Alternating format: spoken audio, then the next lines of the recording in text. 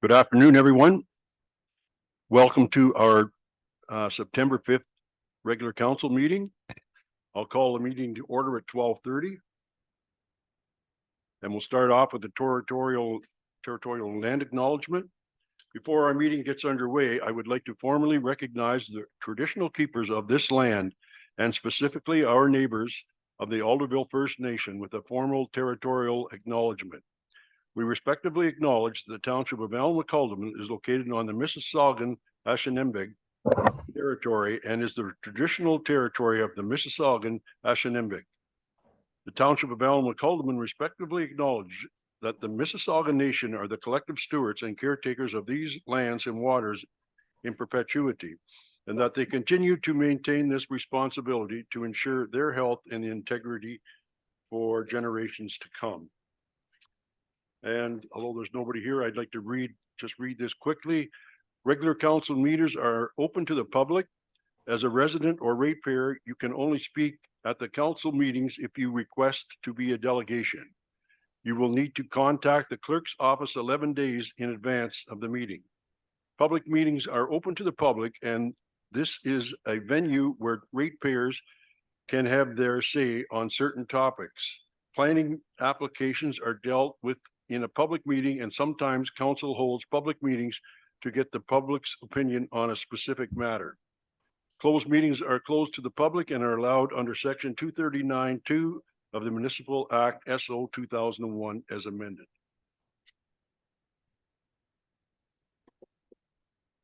Moving on to item 3, a moment of silence for our fallen soldiers and citizens.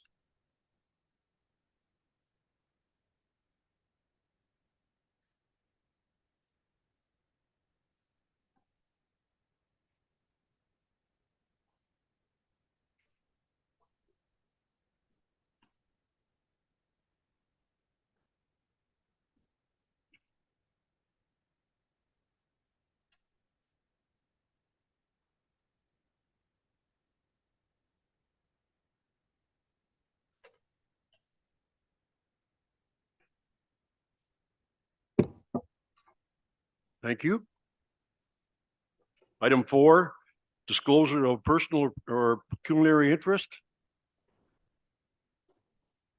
Deputy Mayor Stover.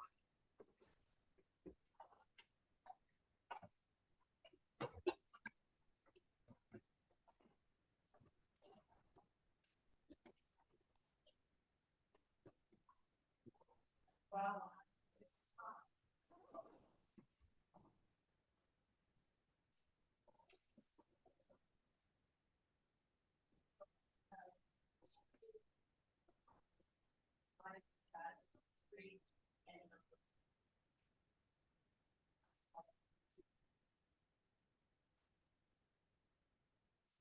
Thank you, Deputy Mayor, and that'll be duly noted.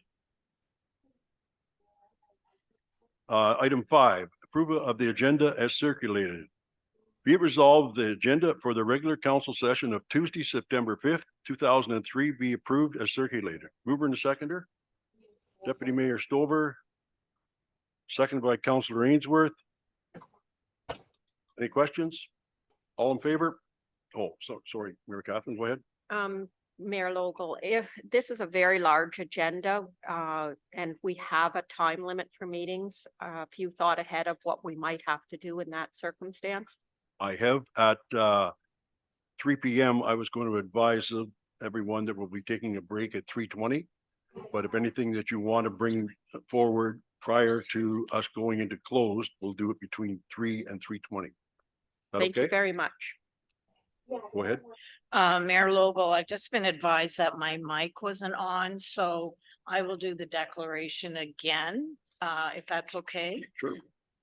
So today, September 5th, I will be declaring a pecuniary interest in both the open and closed meetings. I will be declaring a pecuniary interest with number 8.1, which has to do with the library budget papers, as well number 3 of the closed session, and that would be item number 5 of the June 12th meeting minutes, and as well agenda item number 4 and that will also be a pecuniary interest for me as well. And the reason being for library litigation. Thank you. Thank you. Passing that on to Madam Kemp at the time. Thank you. Any further discussion on item 5? All in favor? That motion is carried. 6, approval of the minutes of the special council session minutes of March 29th, 2023, and the regular council session minutes of April 4th, 2023. Mover and seconder. Moved by Councillor Booth, second by Councillor Ainsworth. Anybody want to discuss any discussions on this? All in favor? Carried. Business arising from the previous minutes. Anybody want to bring anything up from those minutes? Go ahead, Mayor Gaffin. I just would wonder if we have any progress made with the Canada Post issues, both with regard to Golden Beach and to making sure we got the information to ratepayers. Nothing as of yet. Nothing as of yet. Yep. So who's I'll follow up with it. you'll follow up? Yep. Thank you. And I guess, anybody else have anything? I guess I would like to mention something. It was due to on the April 4th, and we talked a little bit about our strategic plan. I know we're in a transition for moving staff in and out, and but I still think this is very important that we get going on this. And I would suggest that probably Dave, you're going to be probably spearheading this because I don't think we can get ready before Pat leaves. But I would like to see that we have something with participation from senior staff and council with the objective of publishing something by November 15th so that we can go ahead with a strategic plan and that will support our budget for 2024. Sorry, was that November 15th? That's what I'm suggesting. So we'll need to, And do we need direction? Sorry. we need someone to give make that a motion. Moved by Councillor Booth, seconded by Councillor O'Neill. Any further discussion? Okay, Dave. All in favor? Carried. Treasury report from Nicole Leach Binham, Treasurer, dated September 5th, 2023, regarding the June 2023 second quarter financial report. Nicole, do you have anything to say? You there? Yeah, through you, Mayor. I don't have a whole lot to add, just to mention that it looks like we are overall in line where I would expect to be at the end of June. As I noted in my report, expenditures were at approximately 45% of budget for the year. But as you're aware, a large portion of our operating budget is for roads, and I suspect that in Q3 we will see a large amount of the expenditures for that come through.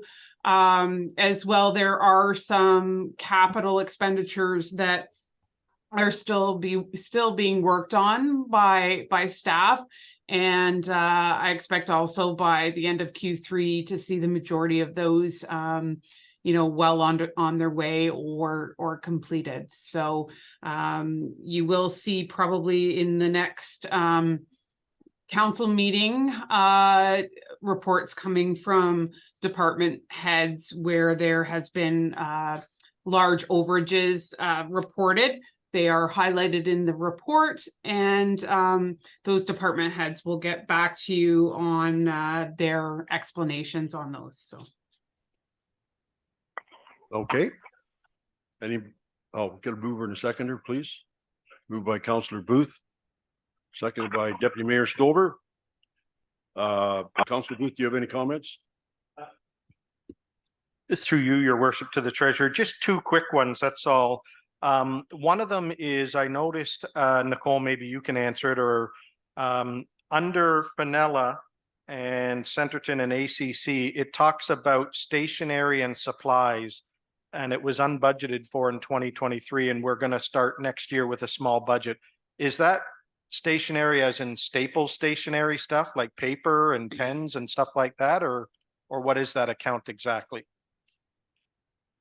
Through you, Mayor, and I didn't have an in-depth conversation with the department, but just knowing what we've been doing, I believe that when Jennifer has been working on any of the programming, any small supplies and things she's been putting through that account just to keep it visible. So I wouldn't say no, it's not like paper and pens and that sort of thing. It's things directly used for a specific program. So I think what needs to happen in the budget for 2024, we need to determine whether we just continue to include those in the programming costs for those facilities, or whether we need to keep that separate for visibility purposes. So there were small amounts, but like you say, they were unbudgeted for. So I believe that that's something that going into 2024, we want to make sure that everybody's on the same page there. As long as it's descriptive, so we know what it is in the future. And I guess my last comment or question would be, you mentioned, Nicole, that the managers will get back to us. So there's approximately 36 areas that you marked in there, green areas that managers have to get back to us. When would be a reasonable time that they could get back to us with these answers?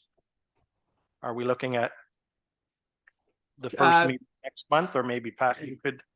Yeah, I would suggest it would be the October meeting, the very first one, yes. Okay. Thank you. I have just one comment or follow-up. Does that normally go through Nicole, your group, or does that come individual managers? Go ahead, Nicole. Through you, Mayor, the idea when council first asked for these overages to be reported, it was asked that it be done by the departments. And what I started doing is doing this quarterly report and including it as part of mine, sending it out to the department heads so that they could then report back. So truly, I will not be preparing a second report. I send out preliminaries to the department heads so that if they would like to give me feedback so I can include it in my report, then they are able to do so. Otherwise, they will report back themselves. I think in discussions with both our two major departments, which are fire and public works, they had agreed that we should be able to have these back to council this month. But I mean, Pat may have had discussions with them since then. And then that would put it in to October if they're not able to meet that. But they have had the figures and should be able to do that, I would think, in a timely manner. Okay, thank you. Thank you, Nicole. Deputy Mayor. Through your, Mayor Lobo, the main question was the overages for me as well. So I look forward to clarification and maybe come budget time, the fuel seems to be an issue where they're really struggling to keep up, and I'm struggling to keep up with fuel costs, and I'm not running all these trucks. So I look forward to hearing from the department heads. Thank you, Deputy Mayor.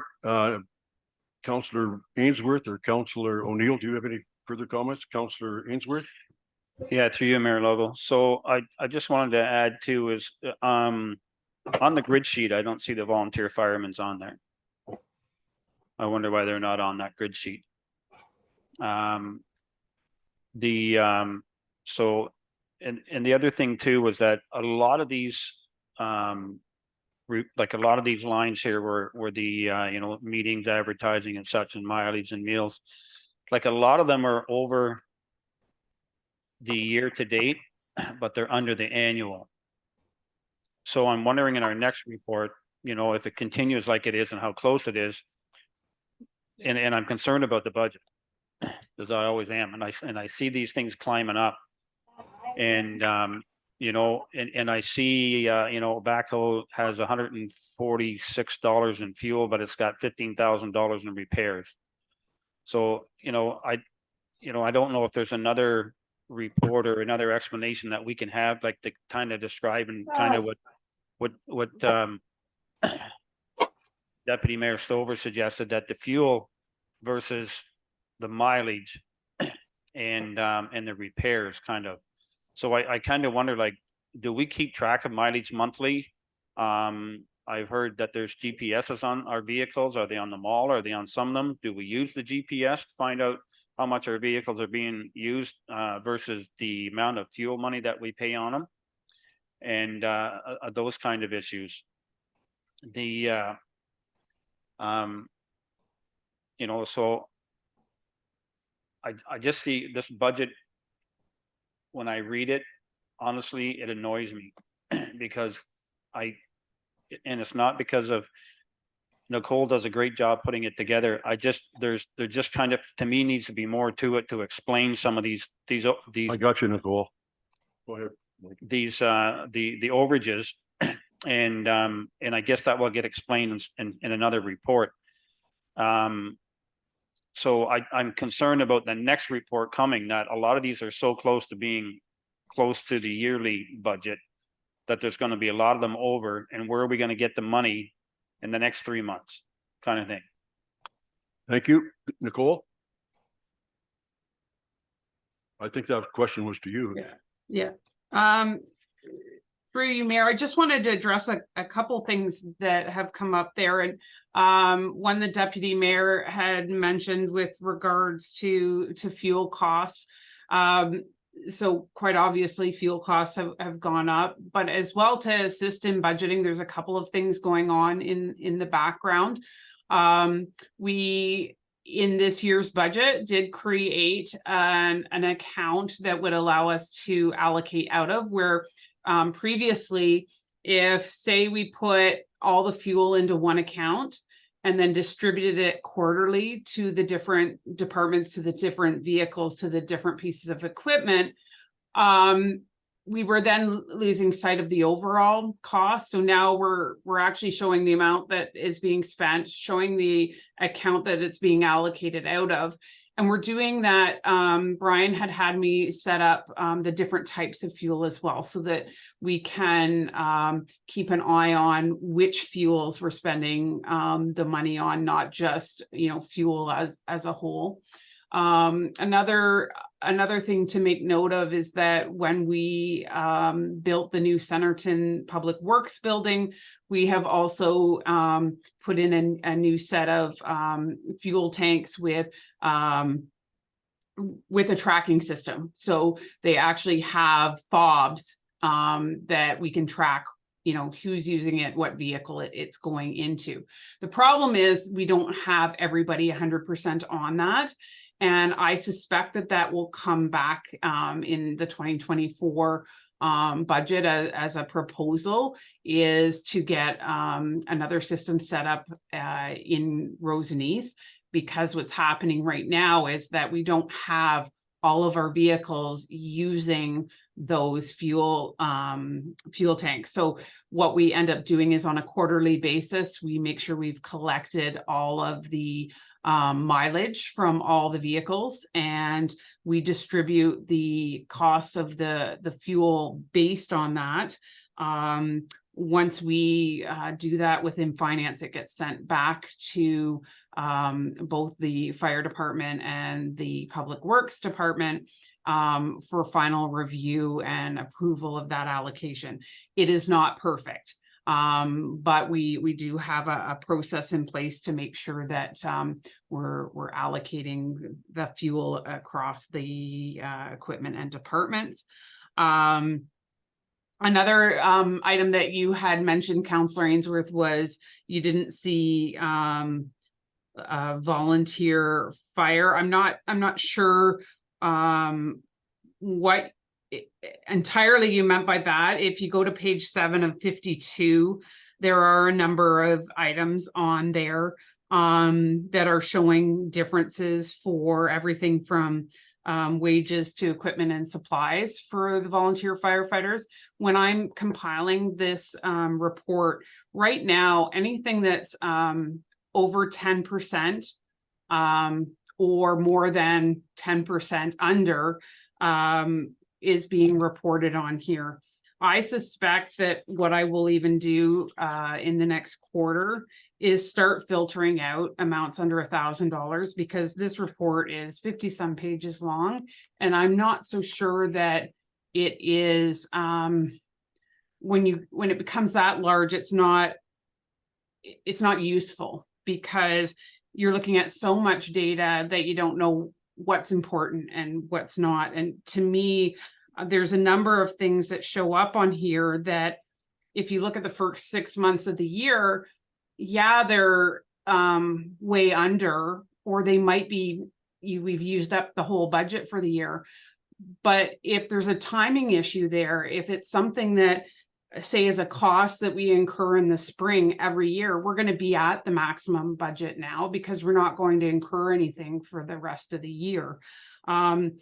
So it can be a little bit misleading, and that's why I have left it up to the department heads. If we are still under that annual budget, they need to have a look at it, and they need to determine whether, oh, it's something that we need to get on, or it's something that makes sense because of timing issues. Thank you, Nicole. Follow up, Mike? Yeah, through you, Mayor Lobo. So do the managers of the departments know they're going over their budget for certain items? Or do they just carry on and Nicole, do you kind of alert them they're over budget? The only reason I asked that question, I think if I was managing something and I have $100,000 for the year and I just spent 95 of it in 6 months, like there should be a red flag there somewhere. And if I can, Nicole, you're absolutely right, but there are cases, Mike, where they're going to use it all in the first 6 months and not spend anything more. And I'm not exactly sure, but I think I'll use the example of one of the trucks that needs $20,000 worth of repairs, and they put that in the budget for $20,000, but they won't go try and repair that machine 6 times. They'll do it all at once for the $20,000. I think that's what you're referring to, Nicole, wasn't it? But go ahead. But if I could just finish. Nicole, go ahead. Through you, Mayor. So, and I outlined this a bit in my report. The managers are receiving monthly updates of budget versus actual. So you're getting it quarterly. They are seeing this every month. If there is an account that they can see is over budget, approaching budget, quite often they'll send me an email and ask me, Nicole, can I get some more detail on account A, B, and C? I send that to them so that they can make sure that the items that they're expecting to see there are what's there. That's another way that we also catch things if got posted to the wrong account. They know what they've put in their budgets, and yes, they are seeing it. They're reviewing it on a monthly basis, not just a quarterly. Really, when I'm sending this to them, I send them the final when I've finalized this for you, so they know what you are going to be seeing. And that allows them to ensure that they are having even a better look at those items, because they know you will be looking at them. But they've already seen them. They've seen them every month. They have ample opportunity to react, and I believe they are doing so, and I have to trust that they are doing so. Okay, Mike. Well, yeah, and that's okay. And that's great that we're doing that. But I see some of them are like 1,000% over. Some of them are 635% over budget. Like some of them are small, some of them are big. Be more specific, because we're going to be just. Well, I can, no, but we can go through this, or we can be here all day doing this, but I'm just saying, like, if there's a process. Can you ask the questions, maybe more specifically to either Nicole or the? Well, that's kind of like the question I asked. Is there a red flag when something, if it approaches 100% and now it's 1,000%, when Nicole puts her report together. Like what happened between that 100% and 1,000%? You know, what happened to it when it's 100% and what happened to it now that it's 634% over budget? So that's all I'm saying is if there's a red flag, how does it get past 100% over budget? Well, if you only put in Mhm. $10 and they spend $100, then you're gonna be 1,000, no, Well, 10,000%, isn't it? Or 1,000%. that's all I'm asking is that if we're throwing up a red flag, you know, maybe before it gets any farther, there should be something more in place to like stop that. Well, correct me if I'm wrong, Pat, or this, but I think that's what her report does. Yeah, so Nicole's report brings it to council's attention, and then if there is an overreach, the department head brings that report back to council and explains the reason for it. So for instance, maybe they put in $1,000 for repair on a vehicle, but it ended up costing us $10,000. Then they would explain that the cost of the vehicle to repair it, or maybe it's something that we didn't foresee is causing the increase, and they'll explain why it is, so that council is aware of it. And typically staff will look at if there is an overreach in one area, they'll say, okay, because we had an overreach in repairs, we're going to cut back on something else in order for the budget to come online for their whole department. Okay? Do you have a question too? I actually have 3 items, Mayor Logal. Okay, The first is to you, Treasurer Nicole. The compliance letters that are part of the building budget, they were unbudgeted for, and that's a 17,000, well, almost $18,000 item. I'm just going to ask about that, please. Absolutely. So that $17,000, I've already had a look at that, and that will be reallocated in the third quarter. So you won't see an overage there. Those items should have been posted to the building permits line item.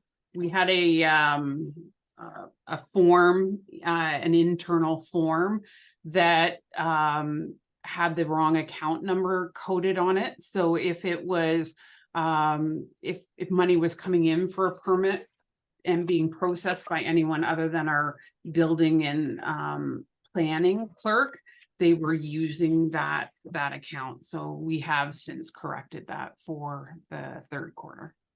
Excellent, thank you. The second question, which has been somewhat addressed with the fuel, and there's both, there's variances over and under and across different departments. And I'm wondering if it would be possible to have fuel addressed as a specific item when the managers bring it back to us.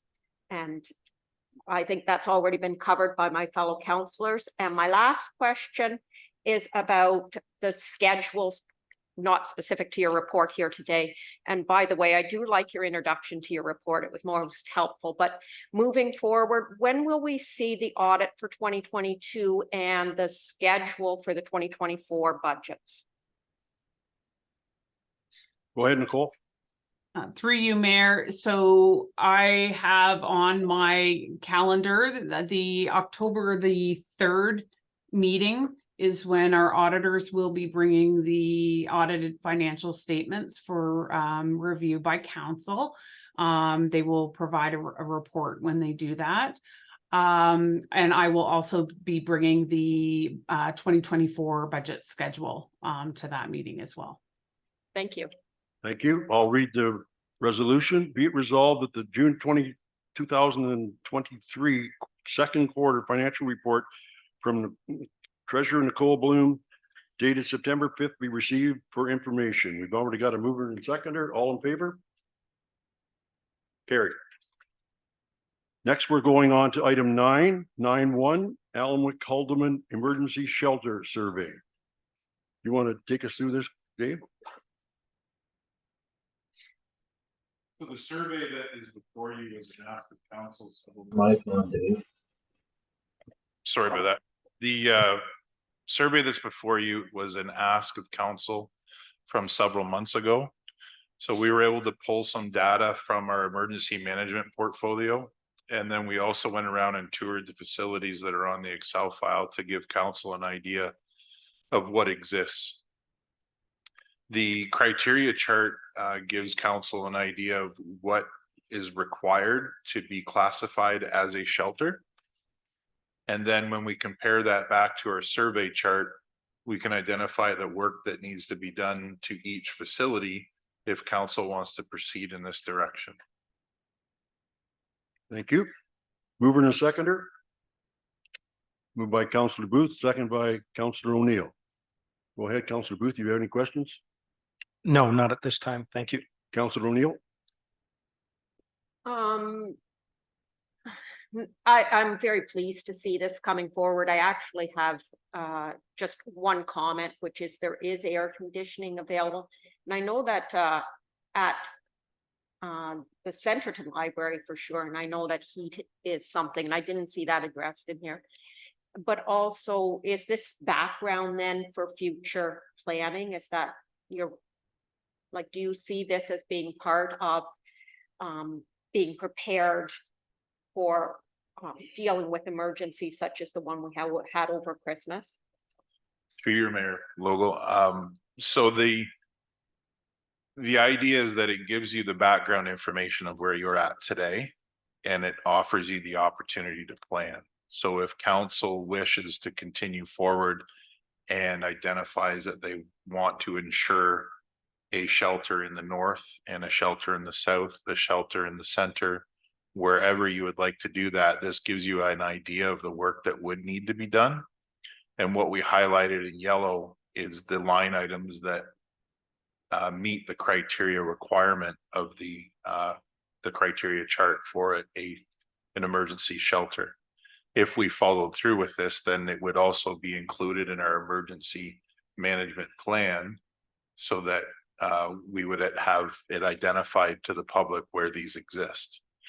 Currently, we use the Alderville community in the north, and that is because of the facility that it has. So that's just an example for you. Thank you. Anybody? Deputy Mayor? Through your logo to Chief Dawson. Is there different levels of emergency shelters, if I can say? I mean, we have Colburn that is a class as an emergency shelter. Is there one that would be, we could provide here that would be of a lesser title? Because I do remember the chaos that happened here at Christmas. And we seem to be in a situation where you can't use that because that's not classed as that. But then we had, churches that were opening to fill the void. So I think that we really need to address, even if we could use the arena for some kind of a shelter or a whole, I guess maybe I'm seeing a holding pattern, but we needed something here and we didn't have it. So I just wondered if there's different degrees of shelters. Yep, through you, Mayor. The criteria chart gives you the minimum classification requirement. You could probably have any type of shelter that you wanted to, including seasonal. But the idea here was, and the question was, what meets the emergency shelter requirement? So that's what we gave forward. If council at any time wanted to open their arena for shelter reasons, you could probably do so, just not under the emergency management portfolio, but you would also have to advertise that it is not a 24-hour facility. Right. So you could only use it as a temporary shelter situation for merely just a few hours. The minimums that we need to remember of what constitutes an emergency shelter is the ability for bathing. So there must be showers. The occupancy load, the number of people based on the number of washrooms that you have. And then, of course, your heating and air conditioning requirements. Number 5 is your kitchen. So you have to have the ability to prepare food or at least serve food appropriately. So there's some of the facilities that are identified on that Excel file are close. And And it would probably be a reasonable task to look at that in 2024. If you wanted to know costs as to, okay, if we pick, say, 3, what would it take to bring them up to standard? So at least council would have something to look at. We could do that. Thank you. Any further? Go ahead, Mike. Through you, Mayor Lobo. For me, it kind of goes back to the budget, what we can afford, unless we had those numbers in front of us. And I mean, we're looking at putting out, I would only assume, quite a bit of money to bring these up to standard for something that we may use them for. So I would really question it, and I really have to see the dollar numbers in front of us to make that happen. Well, I think you're absolutely right, Mike, and actually, that we're actually just receiving this for information, so until we give direction, and that'll may come later on, but I don't think we're prepared to do that right now. We'll have to get very specific. So it's been moved by Councillor Booth and seconded by Councillor O'Neill. Be it resolved, the Council of the Township of Allen McCullough received the report dated September 5th, 2023. The Allen McCullough Emergency Shelter Survey from the Fire Chief /CEMC for information. All in favor? Motion's carried. Next, we have a report from Dave Dawson, Acting Department CAO Fire Chief, dated September 5th, 2023, regarding sole source purchase for fire pumps. And can I get a mover and seconder for this? Well, maybe I should let you explain what you're doing first, if you don't mind. Thanks, Mayor Lobo. The idea behind this is that the supplier of a Honda fire pump and manifold, the way that the fire department would like to purchase it and see it set up inside of the F-350s only comes from the one source. I attempted to find other sources here in Ontario for that. And the one company that we're able to receive this specific product from is the one that sells it. So the work that has gone into it in order to save money throughout this entire project shows that our own firefighters will be building the actual water tanks and actually manufacturing and putting all of this together. The Honda pump and manifold is just one piece of the entire project. Thank you. I'll read the resolution. Whereas council consider the sole source purchase fire pumps report from Fire Chief Dave Dawson dated September 5th, 2023. Can I get a mover and a seconder for that? Councillor O'Neill, seconded by Councillor Ainsworth. Any questions or comments, Mayor Catherine? Just when you say that the firefighters are building this, which is a great news story, because as you say, it saves us money. Is there an inspection or something at the end of that process?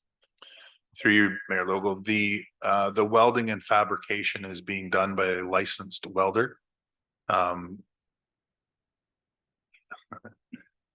His name is Nathan Taylor. He's a captain out of Station 3. He also does instructing at the university in Peterborough. So it is a well-qualified, and yes, we have to use a licensed manufacturer for the welds. Specifically, they could be inspected at a later date. Okay. Councillor Ainsworth, go ahead. Yeah, through you, Mayor Lobo. No, I just wanted to commend the boys for doing the work too, Dave. And, when we go back to lean management, this is exactly the kind of things that we all need to be thinking about with our municipality and how we can save money and look at different ways of getting things done. So good work from the boys. Yeah. Anybody else have any questions, comments? Therefore, it be it resolved, the council approve at the sole source purchase of the Honda fire pumps and manifold assemblies for the Ford 350 apparatus purchased in 2023. Moved by Councillor O'Neill and seconded by Councillor Ainsworth. All in favor? Carried. And a similar one, report from Dave Dawson, Acting Deputy CAO Fire Chief, dated September 5th, 2023, regarding sole source purchase of auto extrication equipment. Go ahead, David. Thank you, Mayor Logo. So the Hamacho tools is something that the fire department very much desires. We have had 2 demonstrations now over the last year.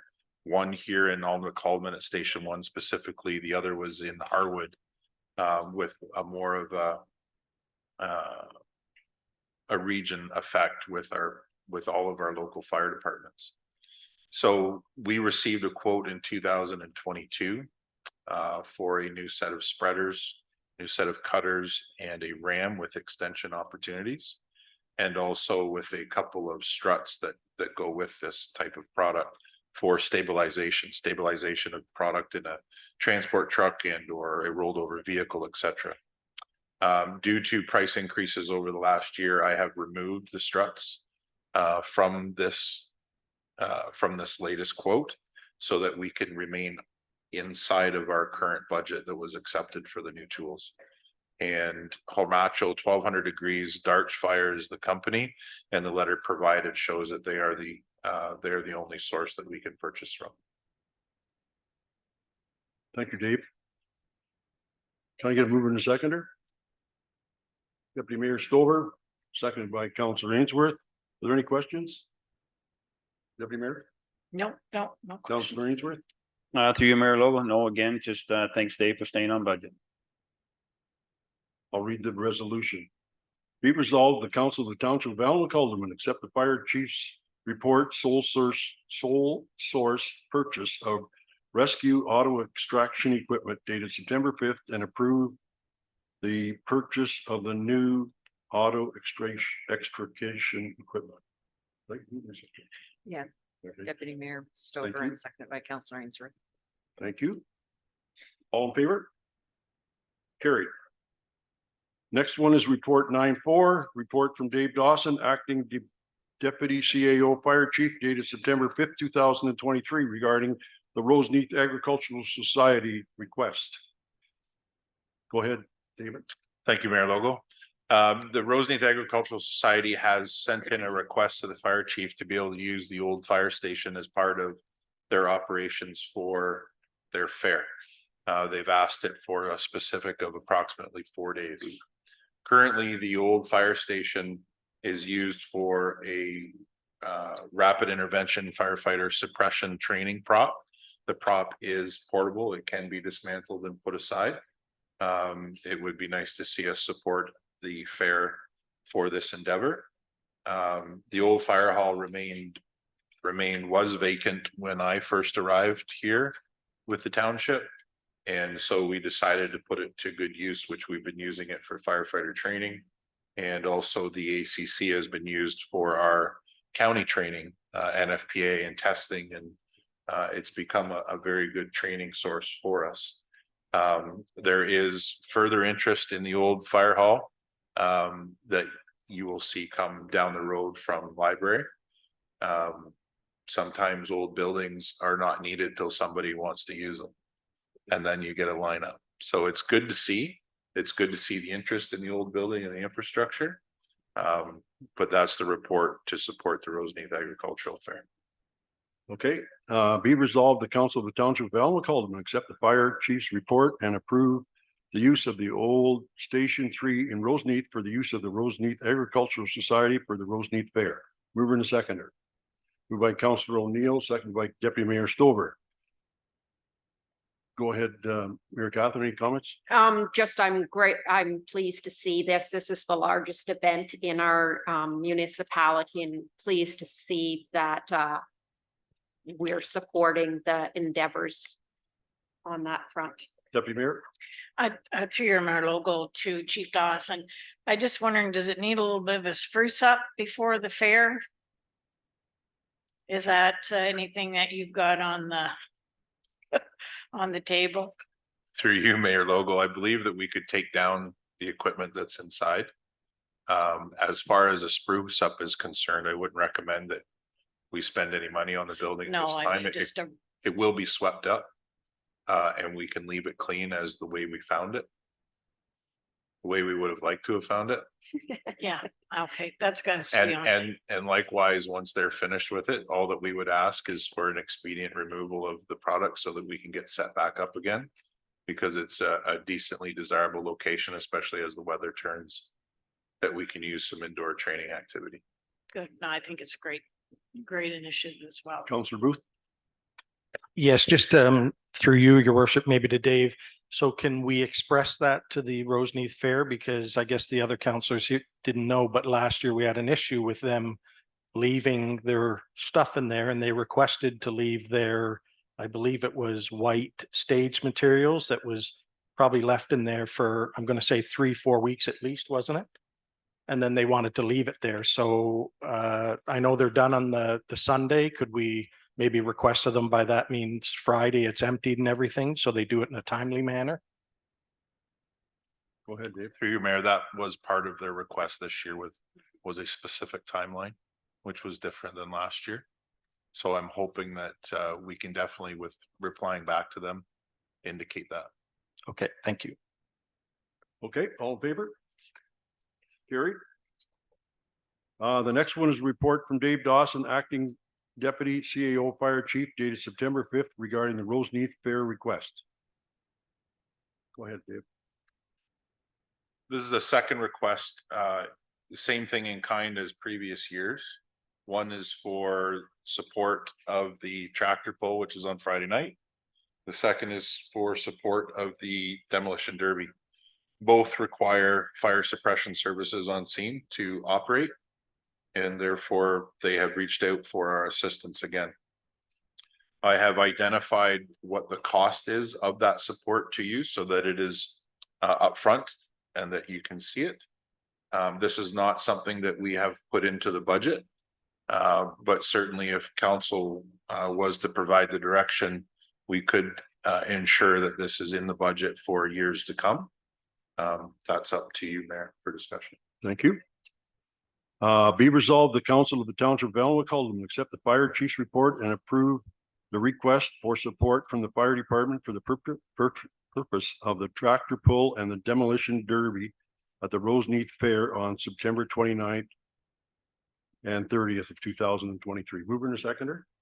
Moved by Deputy Mayor Stover, seconded by Councillor O'Neill. I don't have any problem with what you're suggesting. But I would like to, first of all, there was also the portion where you actually do some, provide the truck and people can come around and I believe that's part of our training and probably already in the budget for as part of that work. And I think that's good. I want you to continue with that. And I guess my other comment is I think it's good that we do support those two things, the tractor pull and the demolition derby.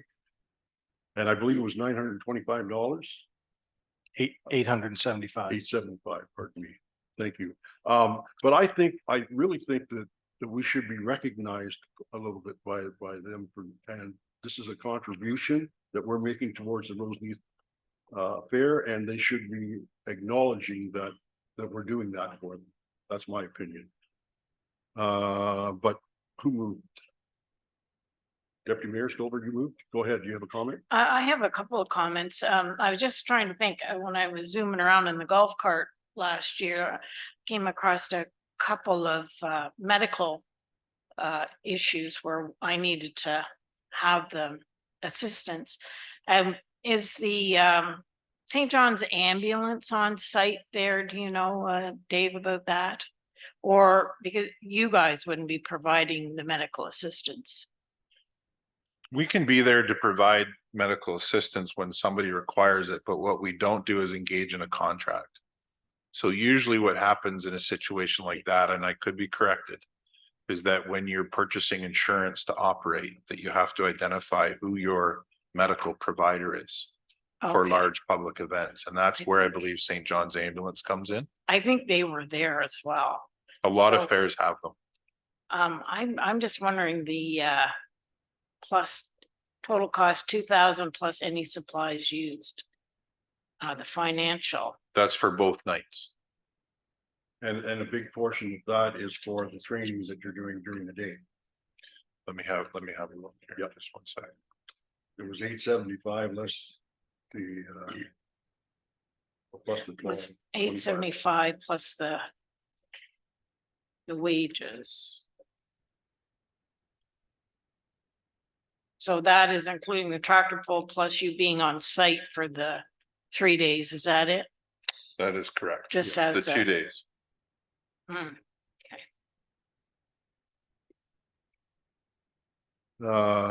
Seconded by Councillor O'Neill, I believe. Go ahead. Yes, I mean, Chief Dawson is already, he knew the question was coming and has already answered it about, was that included in the current fire budget? I would like to see that clarified in the fire budget next year, both in terms of the education and that is a budget line, because I think it's so important. I know you've been to the schools. I know you've been to Haldeman Court. Not sure if you've been to other events in the municipality over the course of the year. But I think it is important to acknowledge that that's part of what our fire department does. And quite frankly, the most important thing that our fire department does. And then is there a policy at all? And I think if there's not, there probably should be, on when you attend other community events or those types of things. Through your mayor logo, there is, it's basically at the fire chief's discretion. Part of our requirement is to have a public education program. So we visit all of the schools to make sure that we're doing our fire safety drills. That usually happens in the fall and again in the spring. We have learn not to burn programs, should they be wanted and or needed.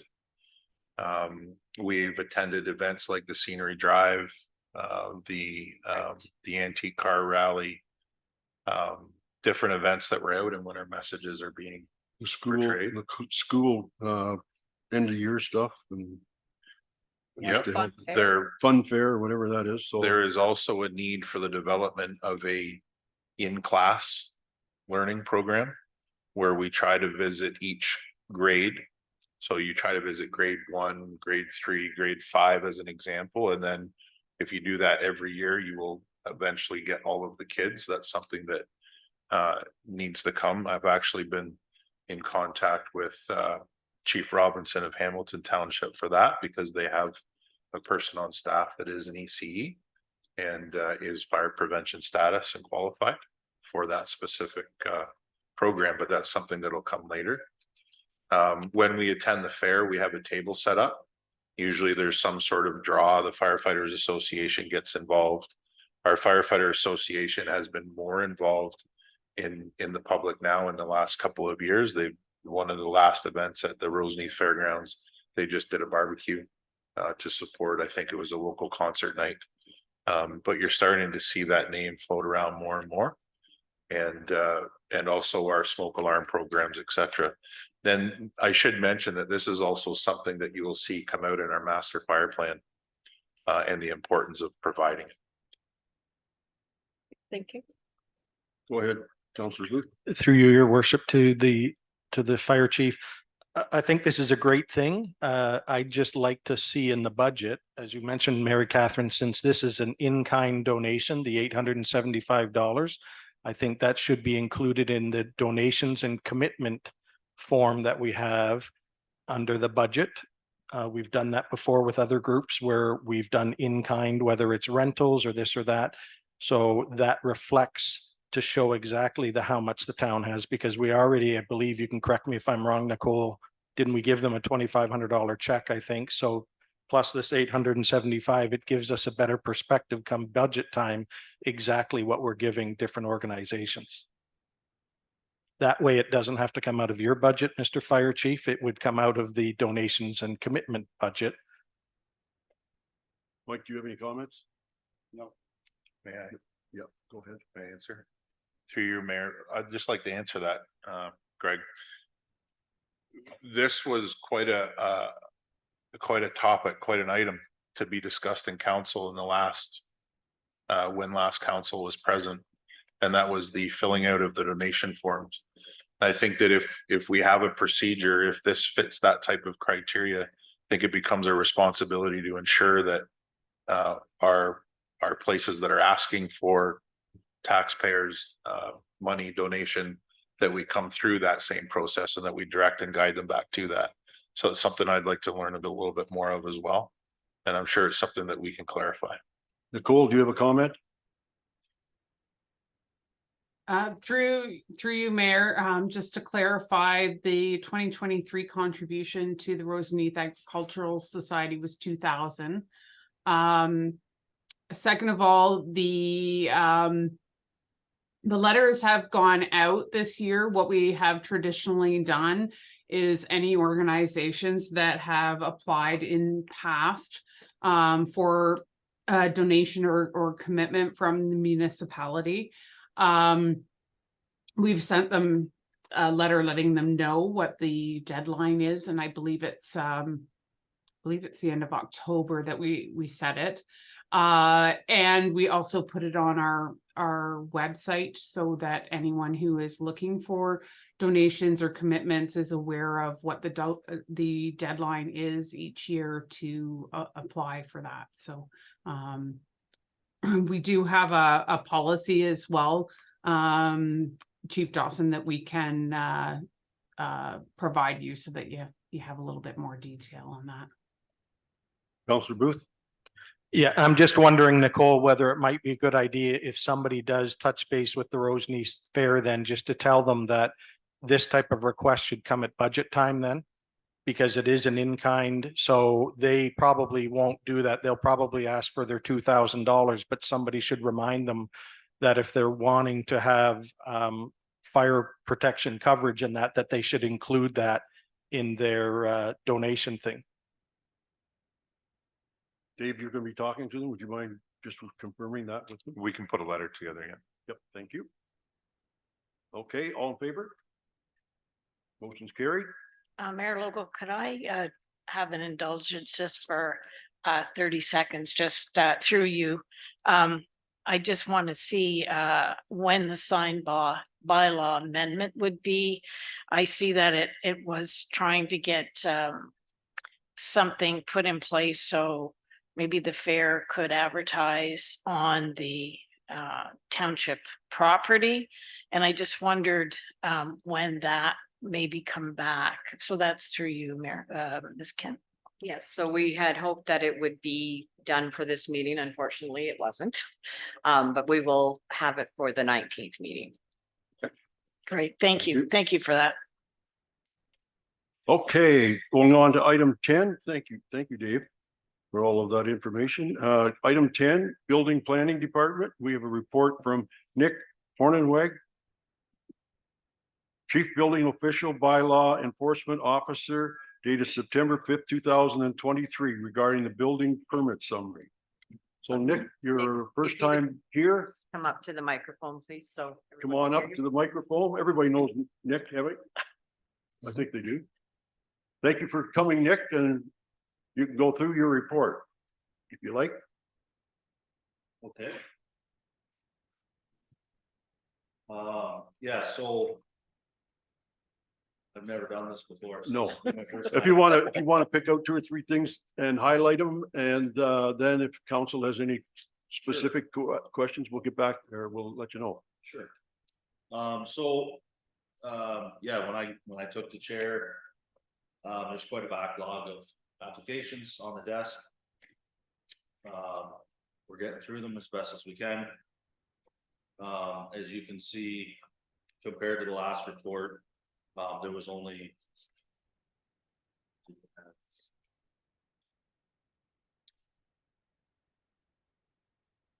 so compared to our last report, I think that I only had 12 permits being processed. Now we're up to 28.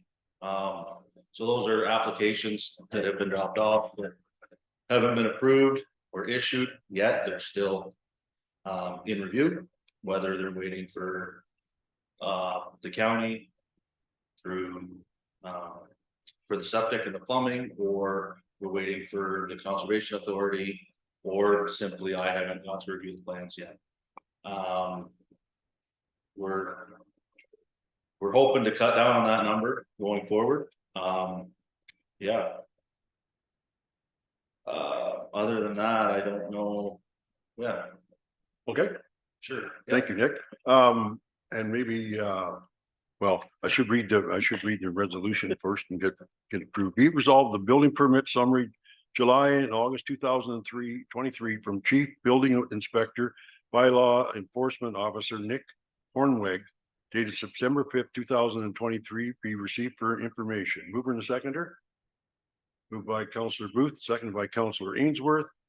And just before we get started, I'd just like to make a comment, and Nick has educated me quite well in the last couple of weeks, because we've had some people that were calling to see how we were making out. And unfortunately, I was under the impression you have to get the answer in 10 days. Well, that's true. We have to give it in 10 days, but as long as you got the information. But if they're not filling out the application properly, then it's, and Nick gives them a call. I assume you give them a call to let them know. But and then they'll come to you and say, well, I've had it in for 3 months.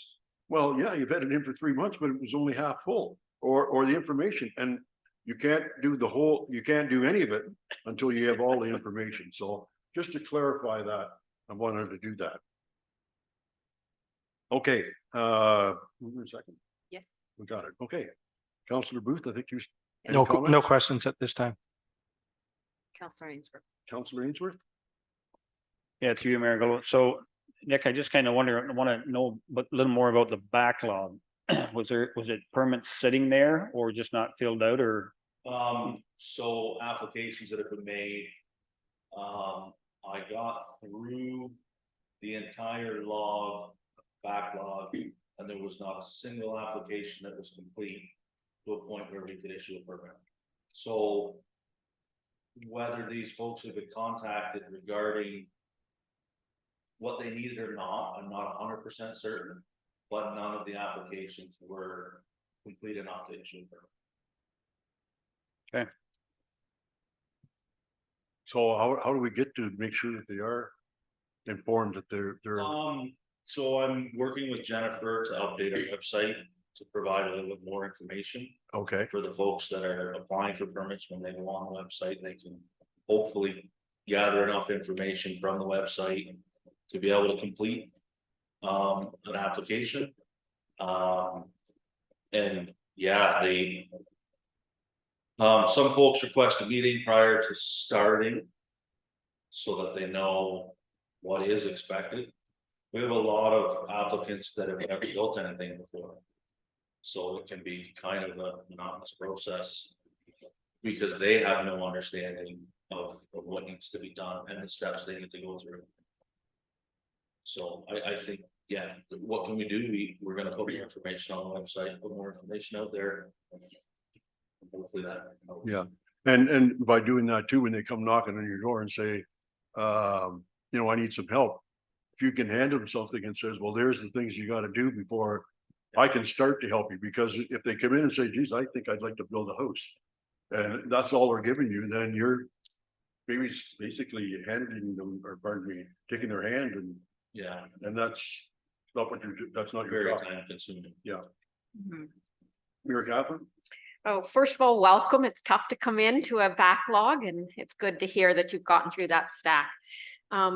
You haven't been here, but it's been one of those floating in the background. Can we start using more fillable forms, and then people can't hit submit unless they filled in the section? So that hopefully will continue that discussion as we move forward, and that might be of some help to you. Pleased to hear that you're looking at education to help the residents. So thank you. Craig, did you have a comment too? No, Mary Catherine hit it right on the head. Is that I'm not sure. I've never done a building thing, but if it was online, obviously the best thing to do is if they don't fill out the report and the required information, it won't accept it and reject it. And so we're thinking the same thing. Yeah, good point. Go ahead, Deputy Mayor. Through your mayor logo, I'm just listening to you and the frustration that you're going through when you're trying to get these forms, people to fill the forms out right. Thing that comes to my mind is I'm wondering if an information session might be a good thing to hold in, I don't know, March, when people are starting to think about building. And would that be anything that would assist the public in doing so? I think that there's been a conversation inside of the chapter, so the bigger group of our smaller municipalities. The challenge becomes, if you decided in April, you were gonna build something and you didn't come in March for the information session, then Yeah. your bigger builders understand what they need to submit when they apply. So I don't know if the time and the session would be worth. I don't know if it'd be worth the time invested, Mhm. I think.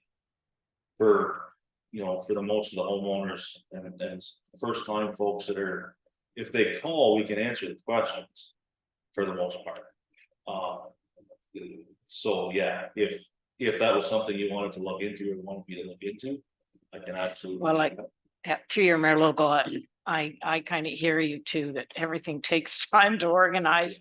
Anyway, again, I'd like to say welcome and thank you for getting through the backlog, and here's to an adventurous 2024.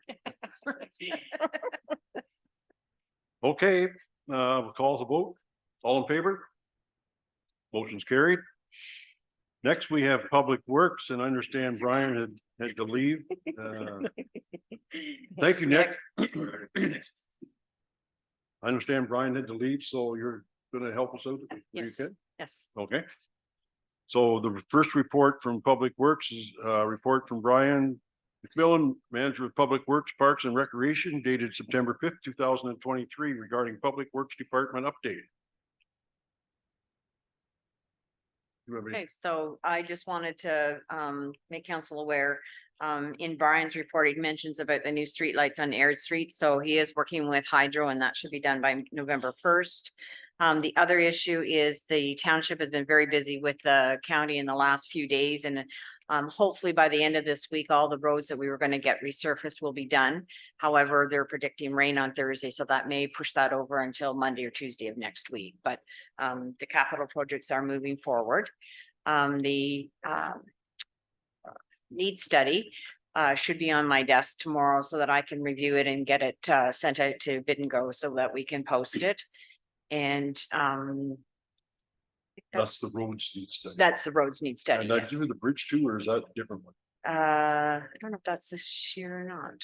I think, well, yeah, I thought Yeah. we tried to do it every other year, but Yeah, it's every 2 years. I'm Yeah, not that's sure right. when the last one was done. Sorry. yeah. Yeah.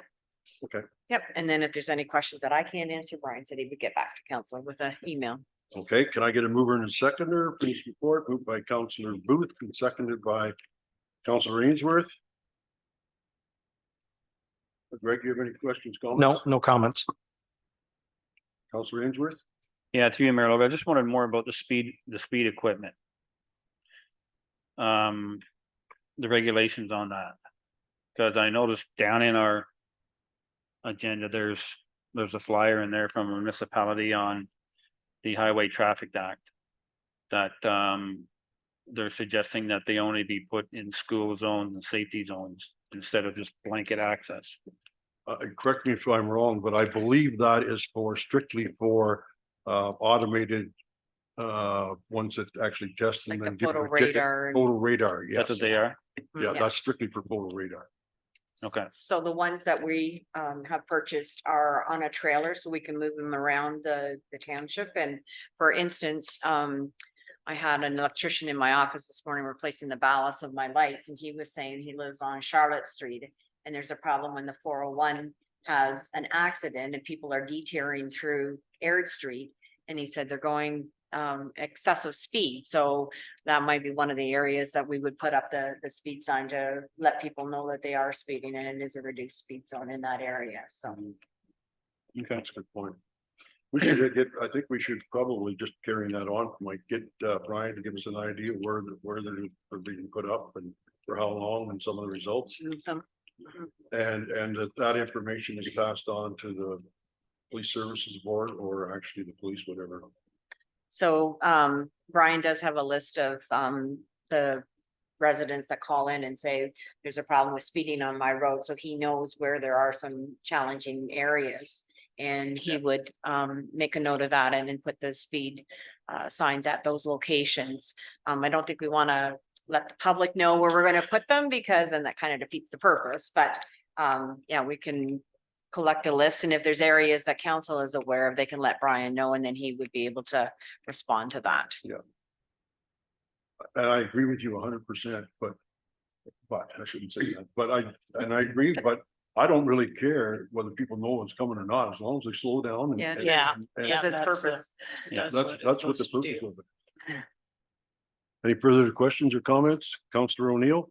Very briefly, and it's through to you, CL or Clerk Kemp. I guess it says clerk that I'm speaking on this one. For the bid and go thing, I know that we've talked about culverts a number of times here, and we were hoping to see that as a specific. Make sure they're paying attention to this fall, if you could. Okay.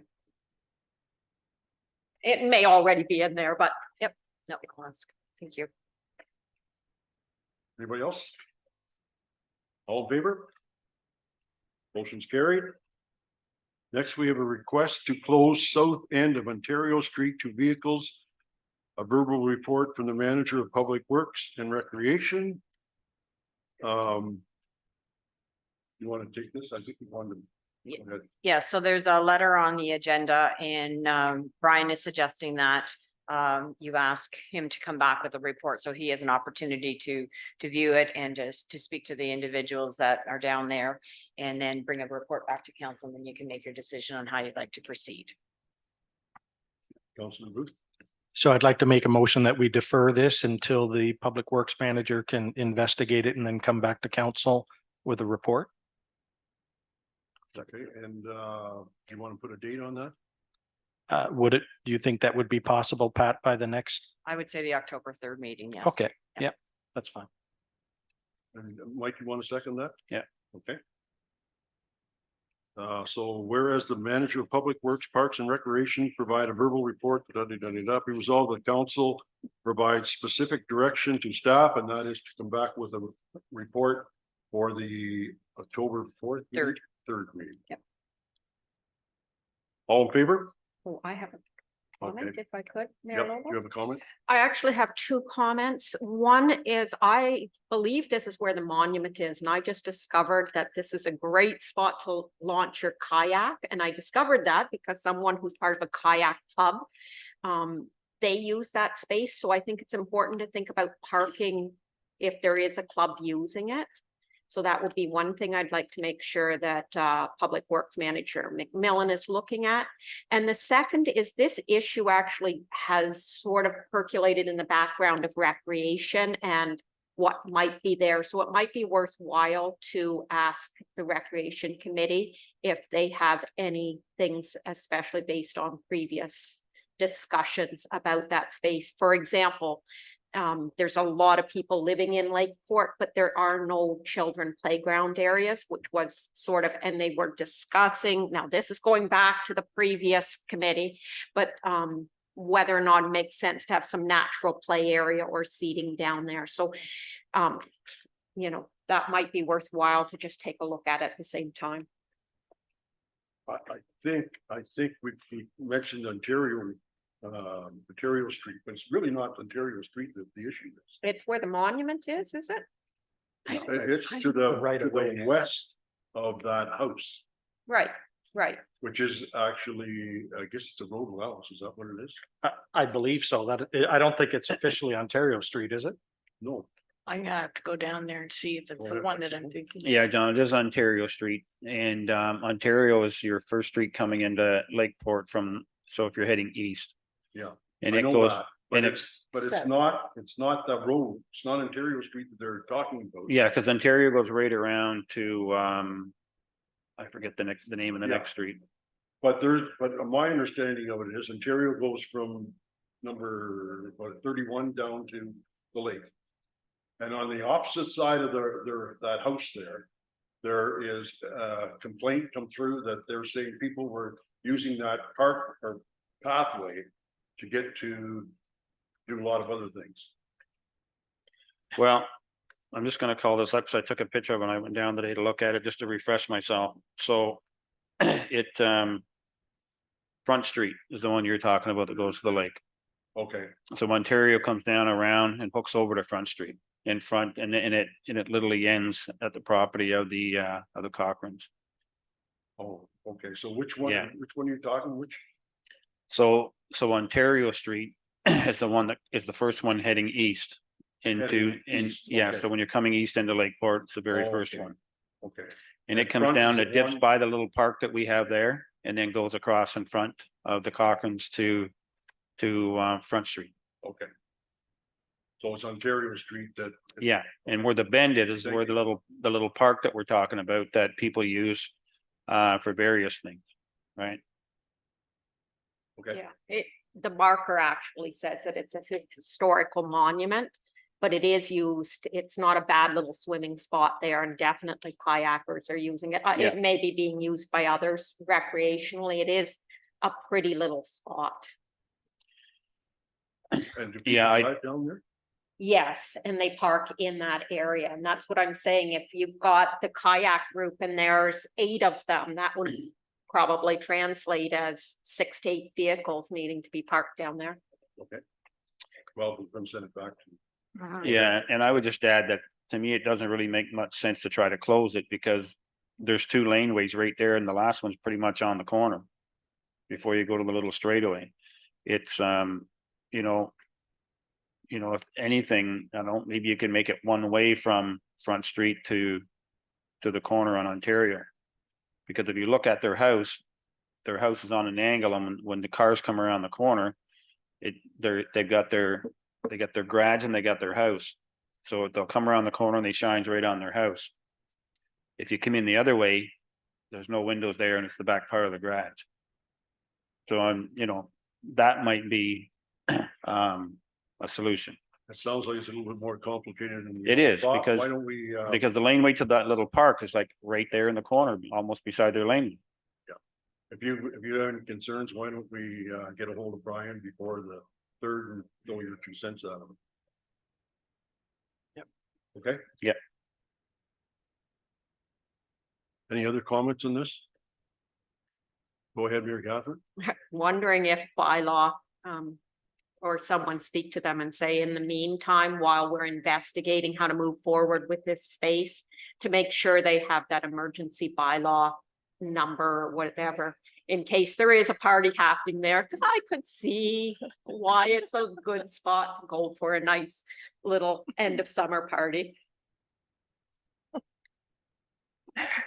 Any other comments? No. All in favor?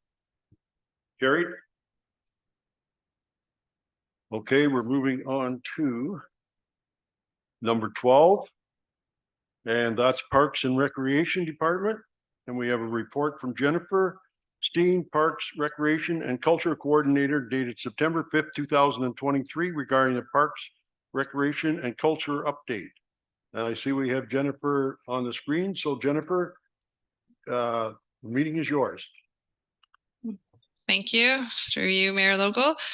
I just want to thank the Summer Experience Program grant for giving us funding this year for our summer student, program assistant that we had. He just finished on Friday, and he was Curtis, and he did 12 pop-up programs this summer. So just wanted to recognize all the work that he did and the funding that we received for that.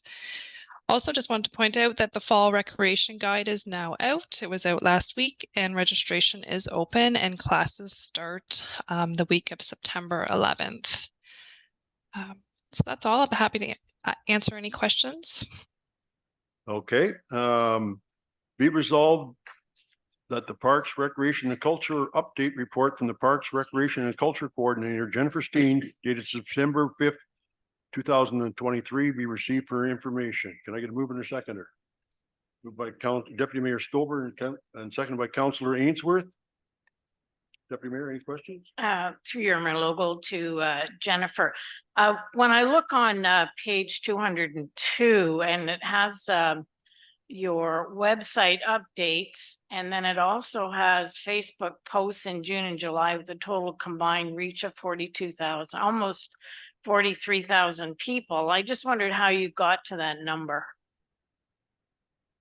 Through you, Mayor Logal, those are analytics that Facebook provides. So when I log into the township's Facebook, I can pull up a lot of data through their analytics, and you can see how many posts that you've had and what kind of reach they had. So it's provided through Facebook. Thank you, Mayor Logal, through you to Jennifer again. I know I had asked before about the grant that you got for the programming. And because I look at your Zumba and the yoga and things like that. And I'm just wondering, does that funding still exist for the fall? And if it does, I'm wondering what, I guess, would it be a user pay system then for next year when this starts up again? Through you, Mayor Logos. So I assume, Deputy Mayor, that you're speaking of the seniors grant last year that we received. And so that has ended, that seniors grant has ended. So this program is, we do have either drop-in programs for this fall or registered programs. Both have a fee to it. We do have some that do not have a fee. That's our drop-in coffee and chat, and we have a couple of like coffee and learn sessions planned, and those don't really have a cost on our end, so we're able to offer them for free. The seniors grant will have another intake, and you can't apply for with the same grant a second time. So you would have to come up with kind of a different project or a different stream to reapply. So I have been in contact with our grant advisor. Her name is Kendra, and she came this summer to meet with Curtis and myself, because she also runs the Summer Experience Program grant.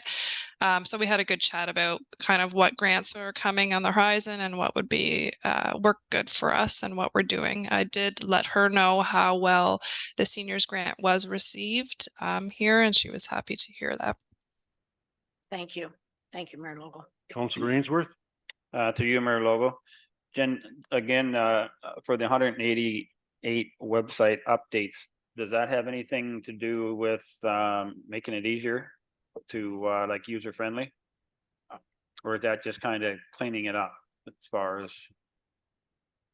Yeah, through you, Mayor Logo. Those are just updates. So it could in turn make it more user friendly, hopefully. But sometimes they're just dates that need to be changed or documents that need to be put on the website or adding things to the calendar, those type of things. So maybe just a question to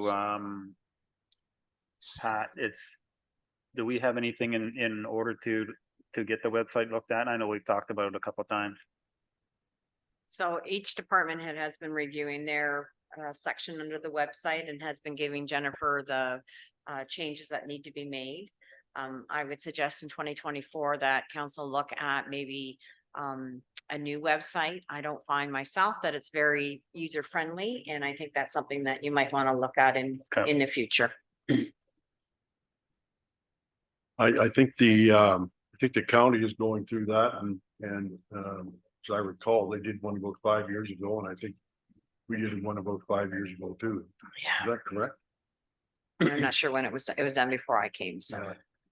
You know, Jennifer, when that was? Through you, Mayor Logal, I think we are coming on year 5, and I think that is the kind of a standard is to revisit your website every 5 years and have a refresh. I don't think we need a total rebuild or a new, I mean, that's for council to determine, but that was done, a whole new kind of website was done 5 years ago. I think a refresh would probably be good for looking at for 2024. That sounds like a strategic plan on your part, does it? Does that answer your question, Mike? Yeah, but just one more. I just seen we're talking about the website and IT stuff. It would this be a time to change it? I don't know where we are with the new program coming in and the IT stuff from the county. So either Nicole or I can answer. Nicole and I and Dave have a meeting on Thursday, I believe it is, to go over the changes that council had suggested. And so that report will be coming back, I believe, on the 19th, Nicole. Go ahead, Nicole. Through you, Mayor, you're talking about the IT agreement, bringing that back. Yes. I suspect that it will be into October before we bring it back. Okay, thanks. We just got it back, another draft from the county this week. We need to meet with them, and then I would recommend that we then likely send it back to our legal counsel to ensure that it has everything that they had recommended. Thank you. Anybody else have any comments regarding this? All in favor? Motion's carried. The next one we have is another report from Jennifer Steen, Parks, Recreation and Culture Coordinator, dated September 5th, regarding the rental fee request for Allenwick Civic Center Agreement, Northumberland Carriers. Jennifer, go ahead. Thank you. Through you, Mayor Logal. This is from the Northumberland Carvers. It's a request that's similar to last year, so they're asking for the same thing that they have. They've been renting the Allenwick Civic Center community room for the last 30 plus years, and they are asking to continue with what they've had. So the options here, based on our fee schedule, allow for two things. So one, we can again enter into an agreement with the Northumberland Carvers for payment as they've outlined, as they fall under the special events / multiple bookings category. Or we can charge them the local service group of 25% subsidy for all of their rental fees. And you can see the totals there under financial impact and what they've asked for. So council direction is just required for this request. Thank you, Jennifer. Can I get a mover? Well, I'll read the motion. Be resolved, the council received a report rental fee request for Allenwick Civic Center Agreement with the Northumberland Carvers for information, and further the council provide direction to staff. Mover and a second. Moved by Councillor Ainsworth, seconded by Deputy Mayor Stolberg. Go ahead, Councillor. You, Mayor Logo. Yeah, Jen, I just want to clarify. So if they pay the lump sum for $469.38, or we charge them $56.50, which brings it to $244 monthly. So if we times that by 12, it's quite a bit more. Is that right? Yeah, so if we were to charge them the rental rate minus the subsidy, it actually comes out to $42.37, which is an average of $183.60 per month. So looking at your schedule there, they are a multi-use group. And we can do special bookings and rates for them. So how did we end up with the first rate? Is that we negotiated that 400 and something for them the first time? Through you, Mayor Logal, yes, that's something that the group felt they could afford to pay in rent. Yeah. This is, if I could just add that this group, they were this year for last year, they were kind of giving it a year to see if they could recruit some new members. Their group was kind of declining, and they were really happy to report that they did have more people come out, and it was a successful year for them. So they're looking to build upon that and continue with this year. How many, this is the community room, is that correct? Correct. So it's not the auditorium, it's the smaller room, okay? Correct. And sorry to interrupt.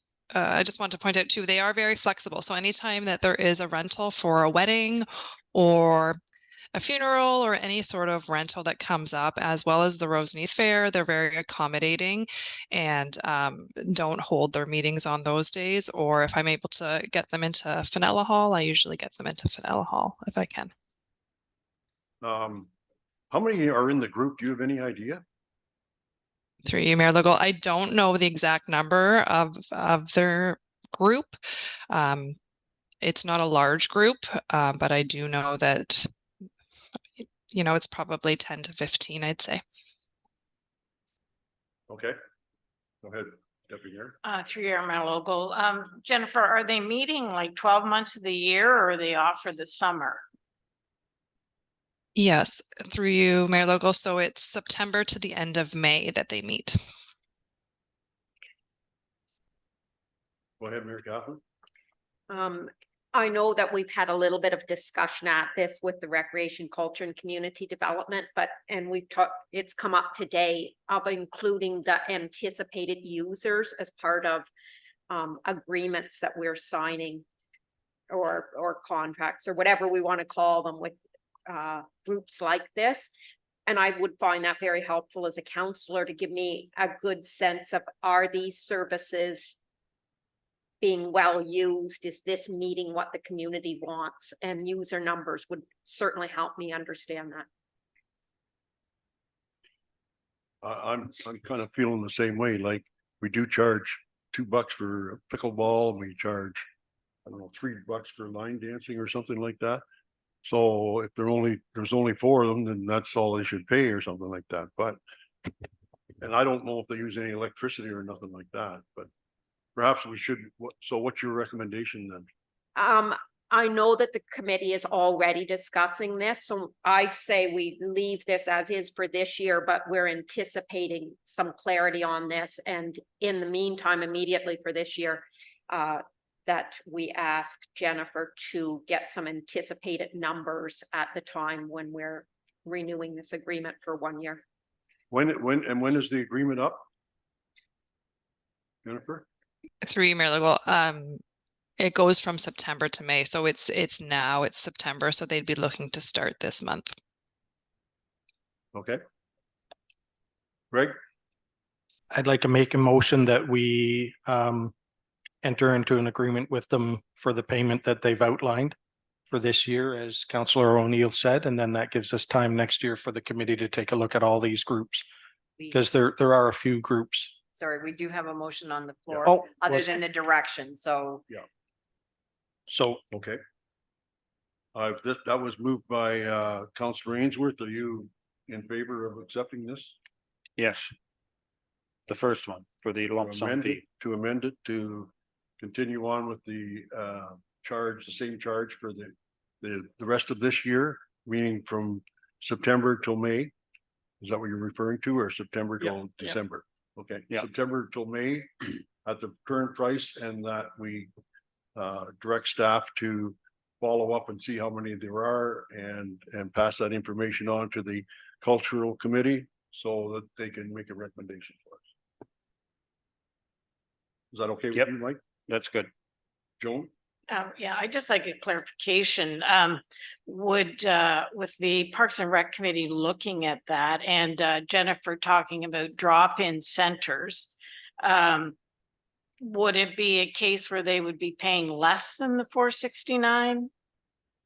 I mean, we haven't got into any depth at all. We've just said that's something we need to Mhm. discuss. So we Because don't it- have any information for you. I'm wondering if I would support this for this year and possibly it could be less for next year. If possibly, it just depends on what the report says. So we'll leave it the same as this year and ask for a report. Mhm. Go ahead. So just a question through your worship to Mary Catherine. So is the committee going to be looking at all these, maybe with Jennifer's help? I know there are a few groups out there that get a special discounted rate because they've been long-term groups. I know there's one at Centerton with Weight Watchers or that, so they're going to look at Tops. everybody's Yeah. or tops. Yep. Sorry. That one's somewhat different because that's an outside agency, but you can correct me if I'm wrong, Jennifer. We were looking at the community partners who are groups like these wood carvers, the 4-H, the Vernonville Friends, all of those things to sort of say, well, what does it mean to be a community partner? And how does it fit with the other things that are offered at the community centers? Mhm. Go ahead. And just for reference, Jennifer, this includes a storage spot, right? They have a storage spot at ACC?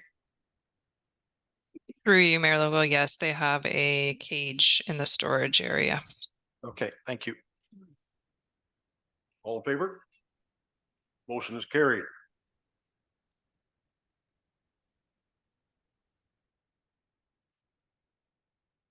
Next, we have a report from Nancy McDonald, Administrative Assistant to the Clerk, dated September 5th, 2023, regarding recommendation to amend the the council procedural bylaw. Can I get Nancy, go ahead. You want to tell us a little bit about this?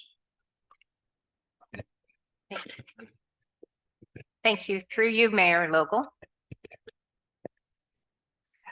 It is a fairly lengthy document, and I know that the agenda was quite a lengthy one as well. So hopefully you've had an opportunity to have a look at the recommended edits. And I'm happy to take any questions regarding the specifics if you have any. A couple of things I will just highlight. I do mention in the report, and Pat had mentioned this, that there was some discussion when this was at the last council meeting, I think early in 2023, that the term committees be changed to advisory bodies or advisory groups. So I do mention that in the report, as well as the fact that, and this was something I left in, which should not have been left in, there was some discussion amongst staff of including a public comments section in the procedural bylaw for council meetings that would allow essentially some different types of delegations. But I think the staff recommendation and what we were thinking was that that's probably a duplicate of what the delegations are doing already. So I would suggest that that be taken out of the current draft bylaw. And if you have any specific questions, I'd be very happy to answer them. Thank Thank you, you. Nancy.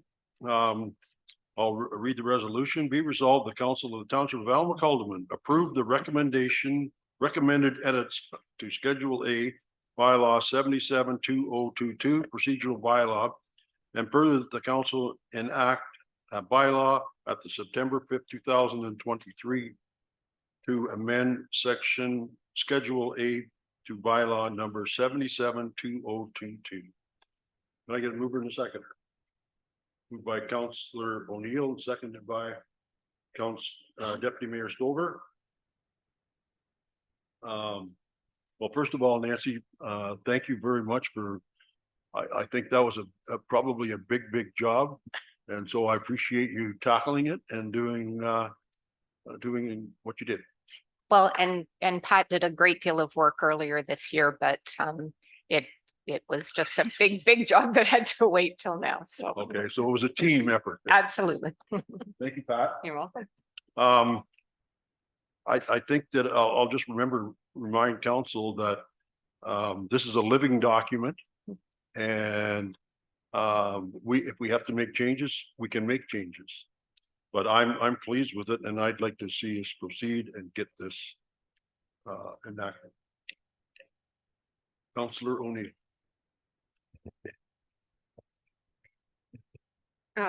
Well, thank you for bringing this forward, and you just picked up where I was going to start with it being a living document. I'm sure it's one we're going to see again, because we use it every meeting, and the committees also use it every meeting, and the boards use it every meeting. So that was part of where our discussion before you arrived had taken, to try and make sure that there weren't little anomalies in there. So I'm pleased to see we're working to improve that. Really minor observations. Section 15.5, section 8, it says or CAO for the it's where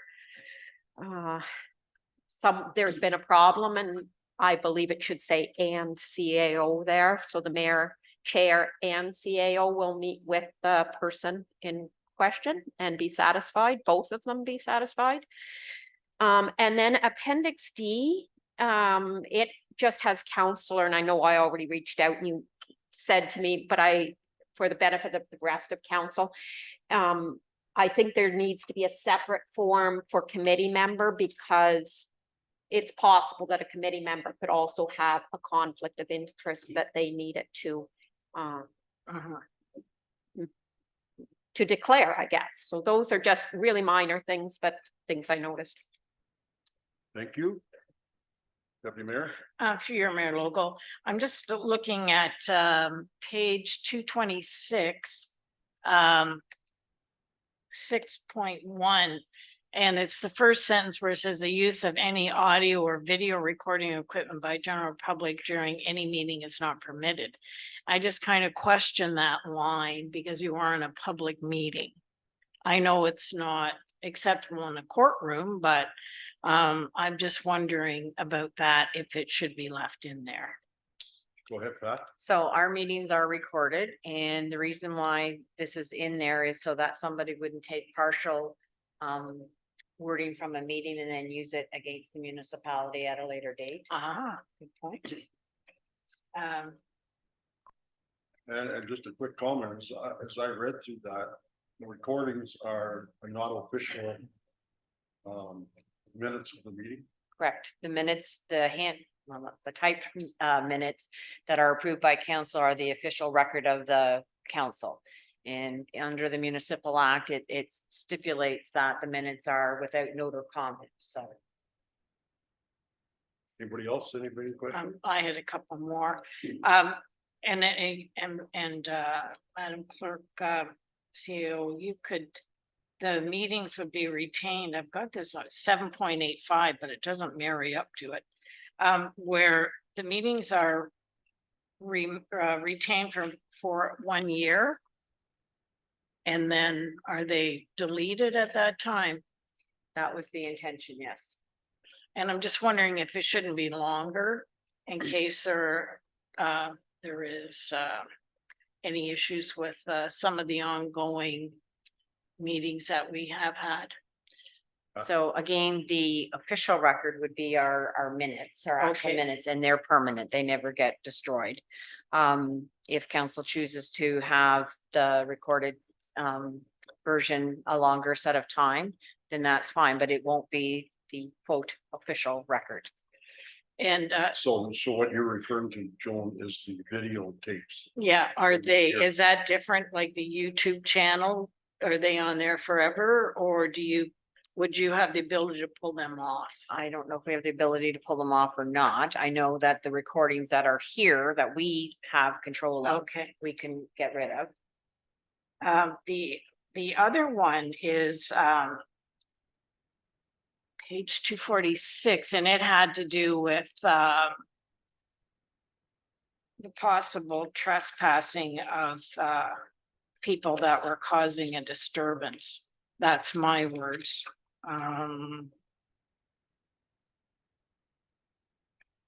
Disturb the council. And then I just didn't think it was clear enough. I'm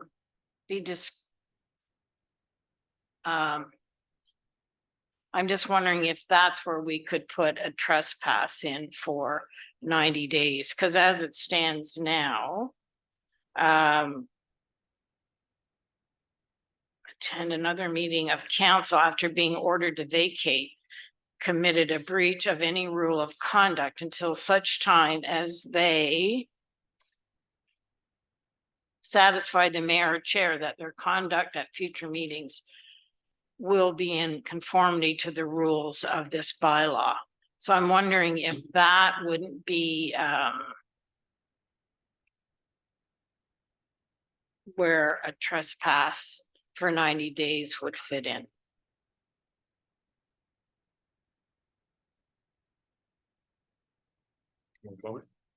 I have two comments. First Thank one you. is it the intention of council then that the first time somebody commits a breach that they would be issued a trespass order and not allowed to attend for 90 days? Or is it they meet with the mayor and the CAO and they're explained why they can't behave that way and advise that any future disruption would be a trespass order and they would be expelled for 90 days. Just kind of the direction. Very, very good. I would say, that I would put in the, trespass for 90 days After the first. and no discussion. Or as soon as they have, breached, they are trespassed for 90 days. I'm not sure what everyone else Anybody else thinks. have any comments on that? Mary Catherine?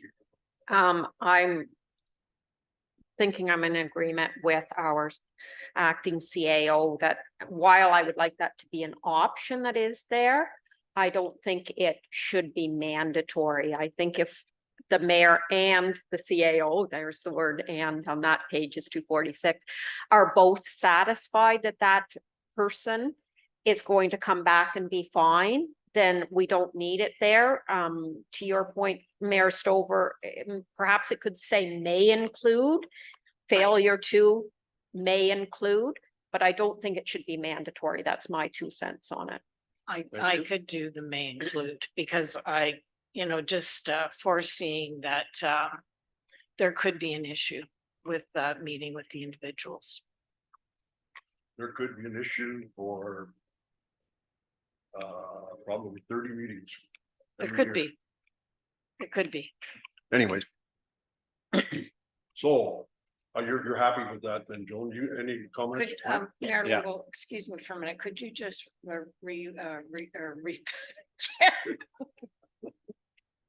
Okay, so you're going to add in, the first part of it, and then you're gonna add in may include a trespass order for 90 days. Yes. Mike, you have a comment? Yeah, because I always think these things need to have some kind of a flow to them. Where you ask the person to calm down and they don't calm down, they keep it going, then it could be more severe or something like that. But I think there should be some kind of a flow getting into where they get suspended for 30 days. It's not just like hammer down, you get it. So that would be only my concern. I think the Yeah. way it's written it addresses that, does it not? Go ahead. Yes, I would say so. So it's saying that the mayor and the CEO will meet with the individual. And then if we're satisfied that their behavior will be corrected, then there wouldn't be a trespass order. But if it's felt that they would not abide by the rules, then we have the ability to issue a trespass order. Okay, so that's the one amendment. The other amendment was, It was in the same section, just changing the word or there to and. okay. So I'm going to suggest that it was moved by Councillor O'Neill and seconded by Councillor Ainsworth, I believe. Or was it No, Mayor? Deputy Mayor Okay, Stover. I do have that too. That the two amendments be made and that we approve the procedural bylaw with the amendments. Sorry, Mayor Logo, you asked me and I didn't, I guess I'm through to you as Nancy. Do we need a second part to Schedule D for committee members to declare a conflict of interest? Through you, Mayor. So perhaps not all of council was able to review the email that went out earlier today because Councillor O'Neill had a couple of very specific questions about that. And one of her questions was in the final page, I believe it's the conflict of interest form that councillors fill out. Should it not be tweaked to include committee members, so members of the public who serve on committees? And I suggested that it would perhaps look a little different in terms of the form, because that form is actually obligatory for a councillor to complete, to have as part of the municipal record when there is a conflict of interest. But I don't believe that the Municipal Act speaks to it for a committee member who's a member of the public to have a form such as that available for the public to review. So that would be something that that council could, direct as they wish. Certainly, committee members might encounter a situation where there would be a conflict of interest perhaps that they would want to declare though. I think it should be offered, at least offered to them so that they can, whether it's a special sheet or, and is that what you're suggesting, Mary Catherine? A separate sheet that And they have for the committees. And as I listen to your answer, perhaps it would make sense that that be included with the mandates for the committees. So maybe not any direction given today other than to, can you look at this issue in a bit more depth, please? Okay? Understand? Yep. All in favor? Motion's carried. Thank you. And thank you, ladies, for putting that all together. Okay, next we have reports, committee reports. And the first one that we have is from the Water Committee. And we have recommendations from the committee for consideration by council. I'm going to go because there are three of them. I'm going to be more specific. Be it resolved that the Grafton Communal Water Committee make recommendations to council that costs of the water modeling study be recouped from future developments on a per house basis. Nicole, do you have a comment on that or?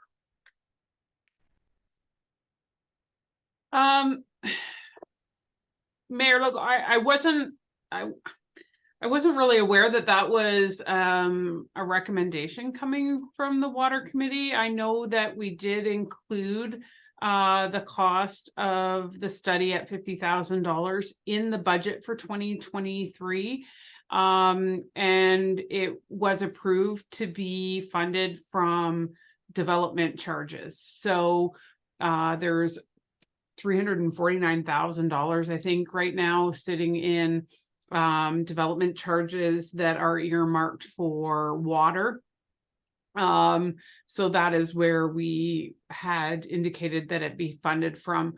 I'm not sure whether Councillor Booth might recall a little bit more about why that recommendation was made, just because, like I say, that the budget was already approved by both the Water Committee and by council, and that was to be funded from the current development charges. Through you, your worship, if it came from the June 1st meeting, I wasn't there, so I'm not sure how this came up. Maybe the deputy mayor who chaired it, but I can give you a quick, just a thought on it. I know it's been discussed over the last year with the Water Committee that there's some members on the board that feel that their current water users, that they shouldn't be using any of the money from the DC charges, that they want the new houses to pay on a per house basis, that they're paying for the new development, and the current water users, that money's not being used. But I stand to be corrected. The deputy mayor can probably answer it. I remember through your mayor logo that I went shopping that day.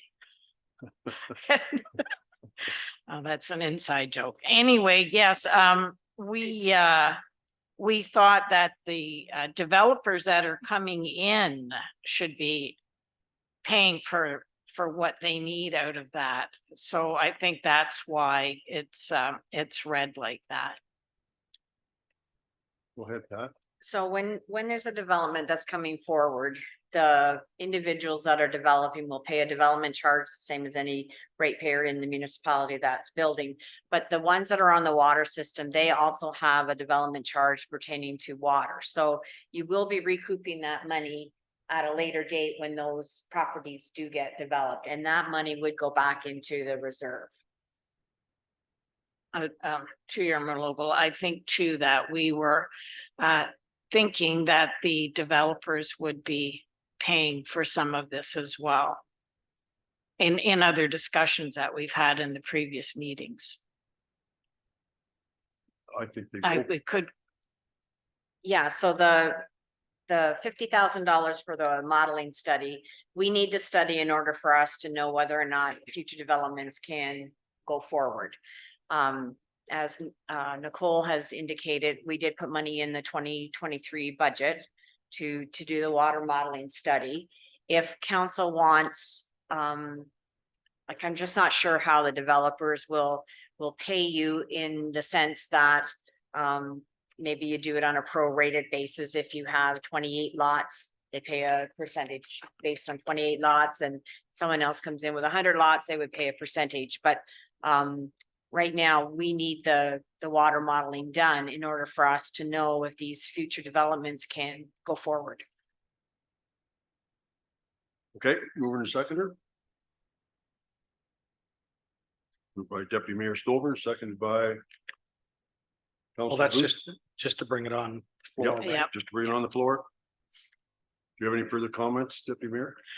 Just that we were again thinking that the developers coming in that are going to be needing to know that they should be paying for the study and not coming out of the users that have already been in place. Okay.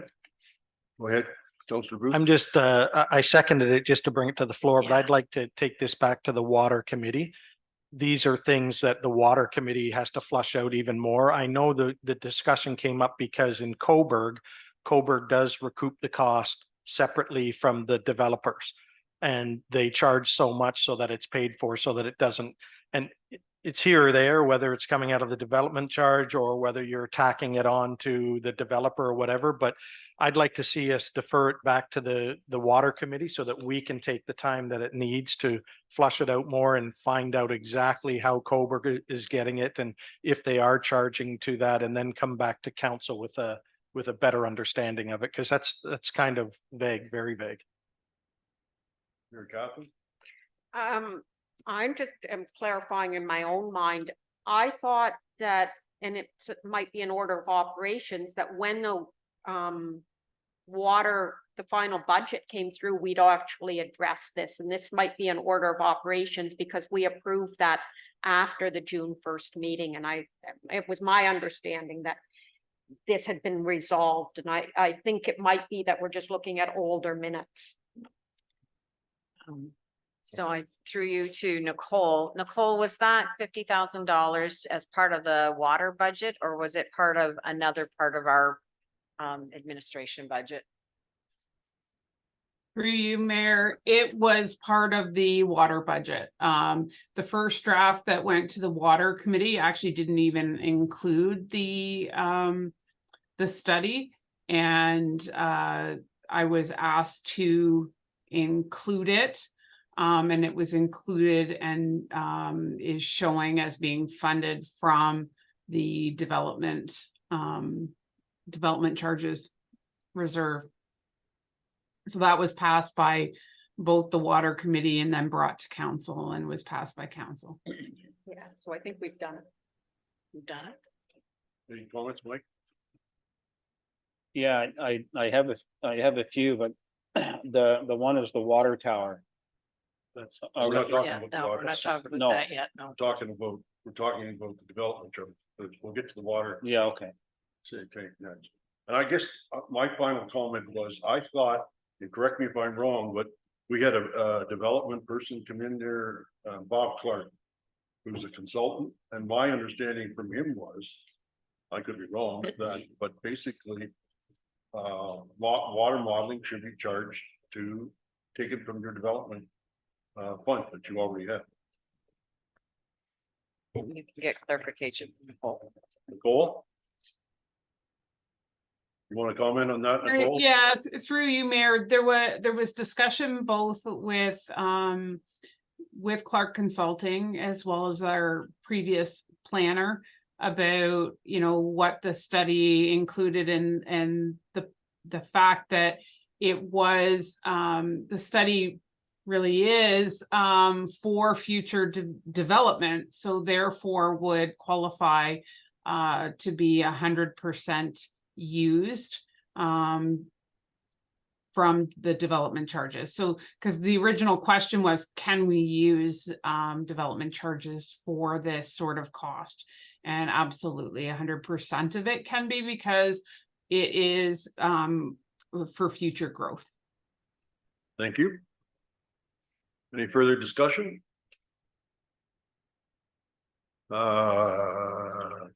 So this is what the resolution says, and unless we're making a change to it, be resolved that the Grafton Communal Water Committee make recommendations to council that the cost of the water modeling study be recouped from future developments on a per house basis. And that was moved by Deputy Mayor Stover and seconded by Councillor Councillor Booth. All in favor of that?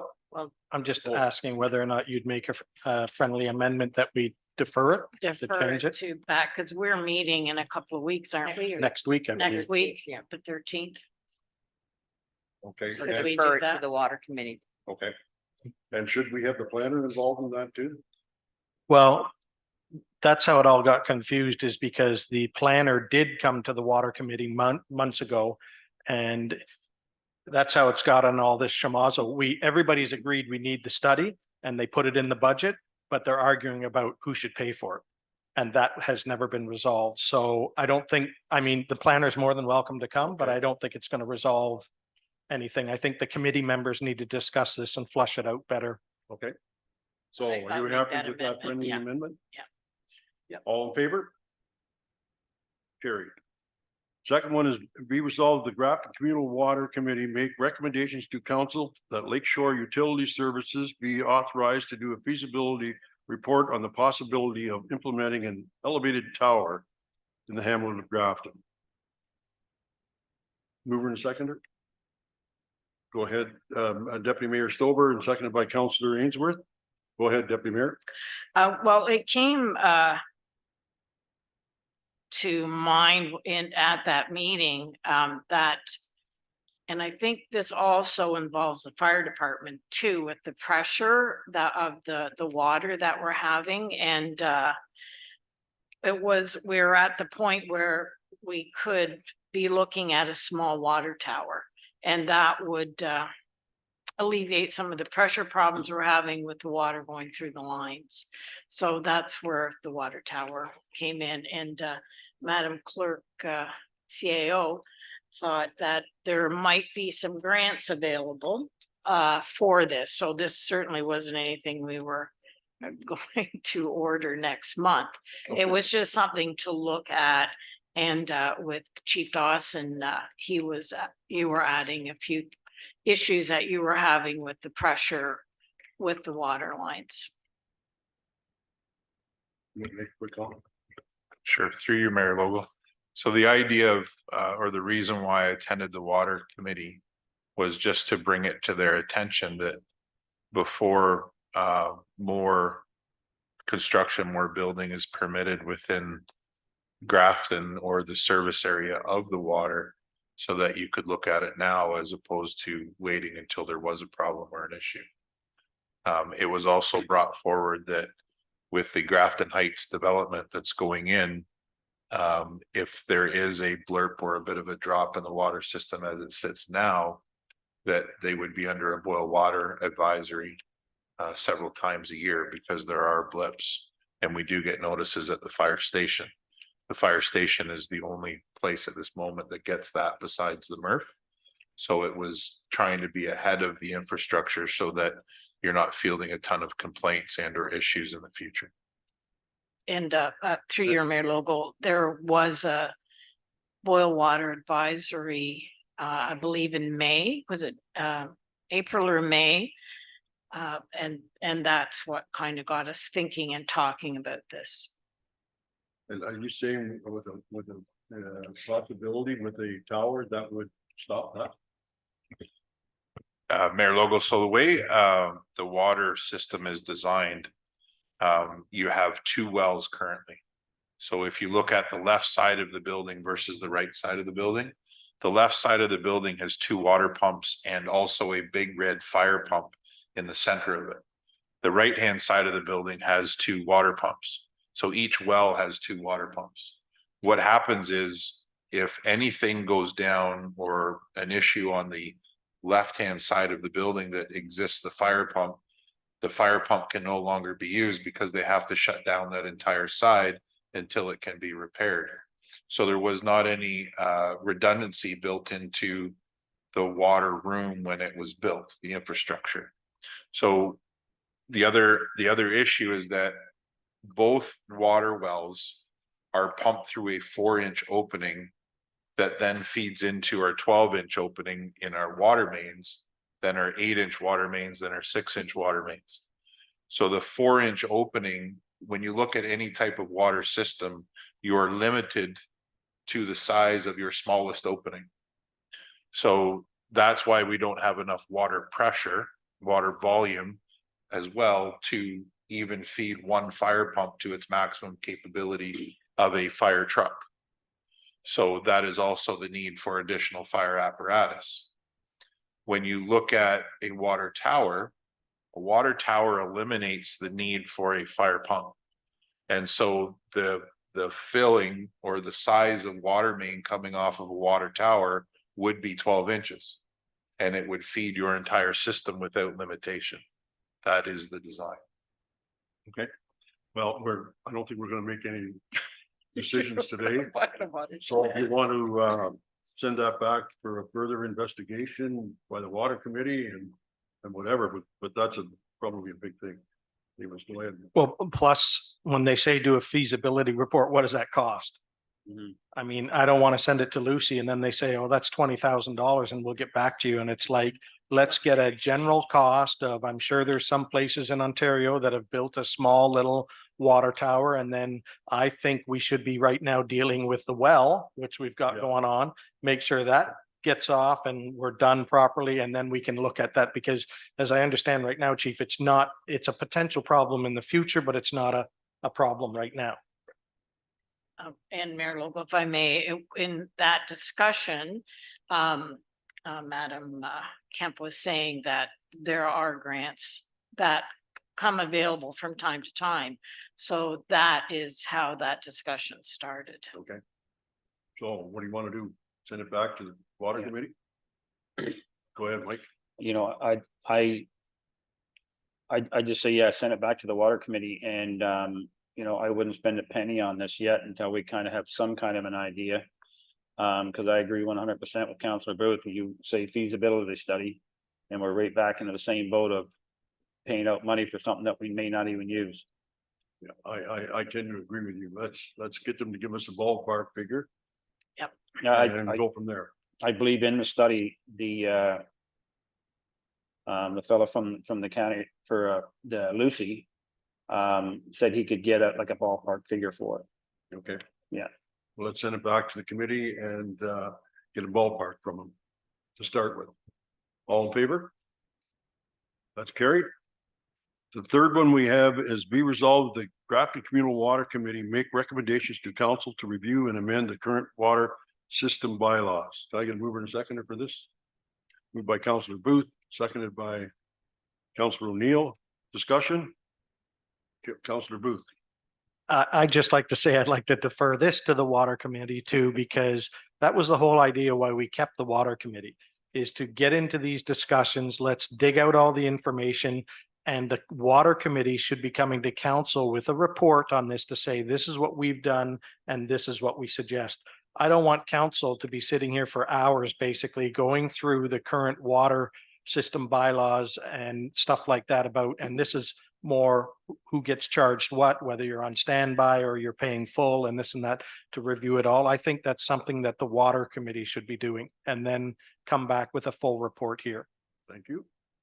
Mayor Catherine. I believe Councillor Booth, that's exactly what they're asking, is to say, sure, put the time and energy into this. So I think we do want to say to the committee, put your time and energy into it. Okay. Further discussion? All in favor that we send it back to the committee for recommendations? Yeah. All in favor? Carried. And we have a be resolved, the council approved the June 1st, 2023 minutes of the Grafton Communal Water. So I would suggest you receive and file because you've changed some of the resolutions that came forward. Perfect. So the motion will read to be it resolved, the council receive and file the minutes from the Grafton Communal Water Committee. Mover and a seconder, moved by Councillor Booth, seconded by Deputy Mayor Stover. All in favor? Carried. Okay, we're going on to Heritage. Recreation first. Recreation, Culture and Community Development Advisory Committee minutes of May 29th. Be it resolved that the council approved the May 29th, 2023 minutes of the Recreation, Culture and Community Development Advisory Committee. Mover to seconder, moved by Councillor O'Neill, seconded by Councillor Ainsworth. Any discussion? Just, I think, if you only read the section 3 on page 275 of the goals and objectives, that's really important for both staff and council to know where the committee has decided to focus its energy for this year. Further discussion? All in favor? Carried. Heritage Alma Calderman Advisory Committee, minutes of the August 14th, 2023 meeting. Be resolved, the council approved the August 14th, 2023 minutes of the Heritage Alma Calderman Advisory Committee for information. Mover and a seconder. Councilor, moved by Councilor O'Neill, seconded by Councilor Ainsworth. Any discussion? All in favor? Motion's carried. Lower Trent Regional Conservation Authority hearing board of July 13th, 2023. Be it resolved that the council receive the draft minutes of the July 13th, 2023 meeting of the Lower Trent Conservation Authority hearing board for information. Do you mind if I read all those 4 together? Not at all. Is that okay? And we'll do the second one. Be resolved that the council of the township of Alma Calderman received the draft minutes of the July 13th, 2023 meetings of the Lower Trent Conservation Authorities for information. And the third one is the Lower Trent Regional Conservation Authority Hearing Board, July 8th, 2023. Be it resolved that the council received the adopted minutes of the June 8th, 2023 meeting of the Lower Trent Conservation Authority Hearing Board for information. And fourth, be it resolved that the council received the adopted minutes of the June 8th, 2023 meeting of the Lower Trent Conservation Authority Board of Directors for information. Did I get a mover and a seconder for all of them 4? Moved by Councilor Ainsworth, seconded by Deputy Mayor Stover. Are there any questions or comments? Go ahead, Deputy Mayor. Through your Mayor Lobo, I see that some of these are drafts, so are they gonna come again to us when they've already been passed? Go ahead. So it looks like they were drafts and then they sent the approved ones. So if you Okay. look June 8th, you've got a So we've draft read and then it you've twice. got a final one, so. Further questions? Go ahead, Mike. Yeah, just a couple things, maybe just, because I sit on the committee with them there, is, there was really just one, there was one piece of property on Shelter Valley Road that just needed to be brought up to a certain height with the landfill. That got past, Mr. Trumbull's property. And, other than that, Pat, the MOU for the Lower Trent Conservation. Go ahead, Pat. So through you, I know you have some concerns and that has to come back to council, so I was going to meet with you to discuss it before I bring a report to council on the 19th. Okay, perfect, thanks. Further discussion on those 4? All in favor of receive? Thank you. Next, we're going on to communications, Building Faster Fund, Minister of Municipal Affairs and Housing, August 22nd, 2023. Be resolved, the council direct township senior planner Tracy Webster to contact the planning staff of Northumberland County to obtain information regarding housing targets for the township of Alma Calderman, and further that the township staff prepare a report for council's consideration regarding the housing target and specific information on how the township could potentially access the provincial Build Faster Fund, including details of what the fund would cover. Mover and seconder, moved by Councillor Booth, seconded by Councillor Ainsworth. Any discussion? Councillor O'Neill. Just would Deputy Mayor Stover then be the liaison for this because she's working with the planning department is that how it would work? I would think. I would I think she was could, gonna I work could with work. them, yeah. there. Okay, and I know that many of our neighboring municipalities have some notices of motions coming forward, and they're hoping that it will coordinate. So I think I will look into that a little bit more and get back to you on it.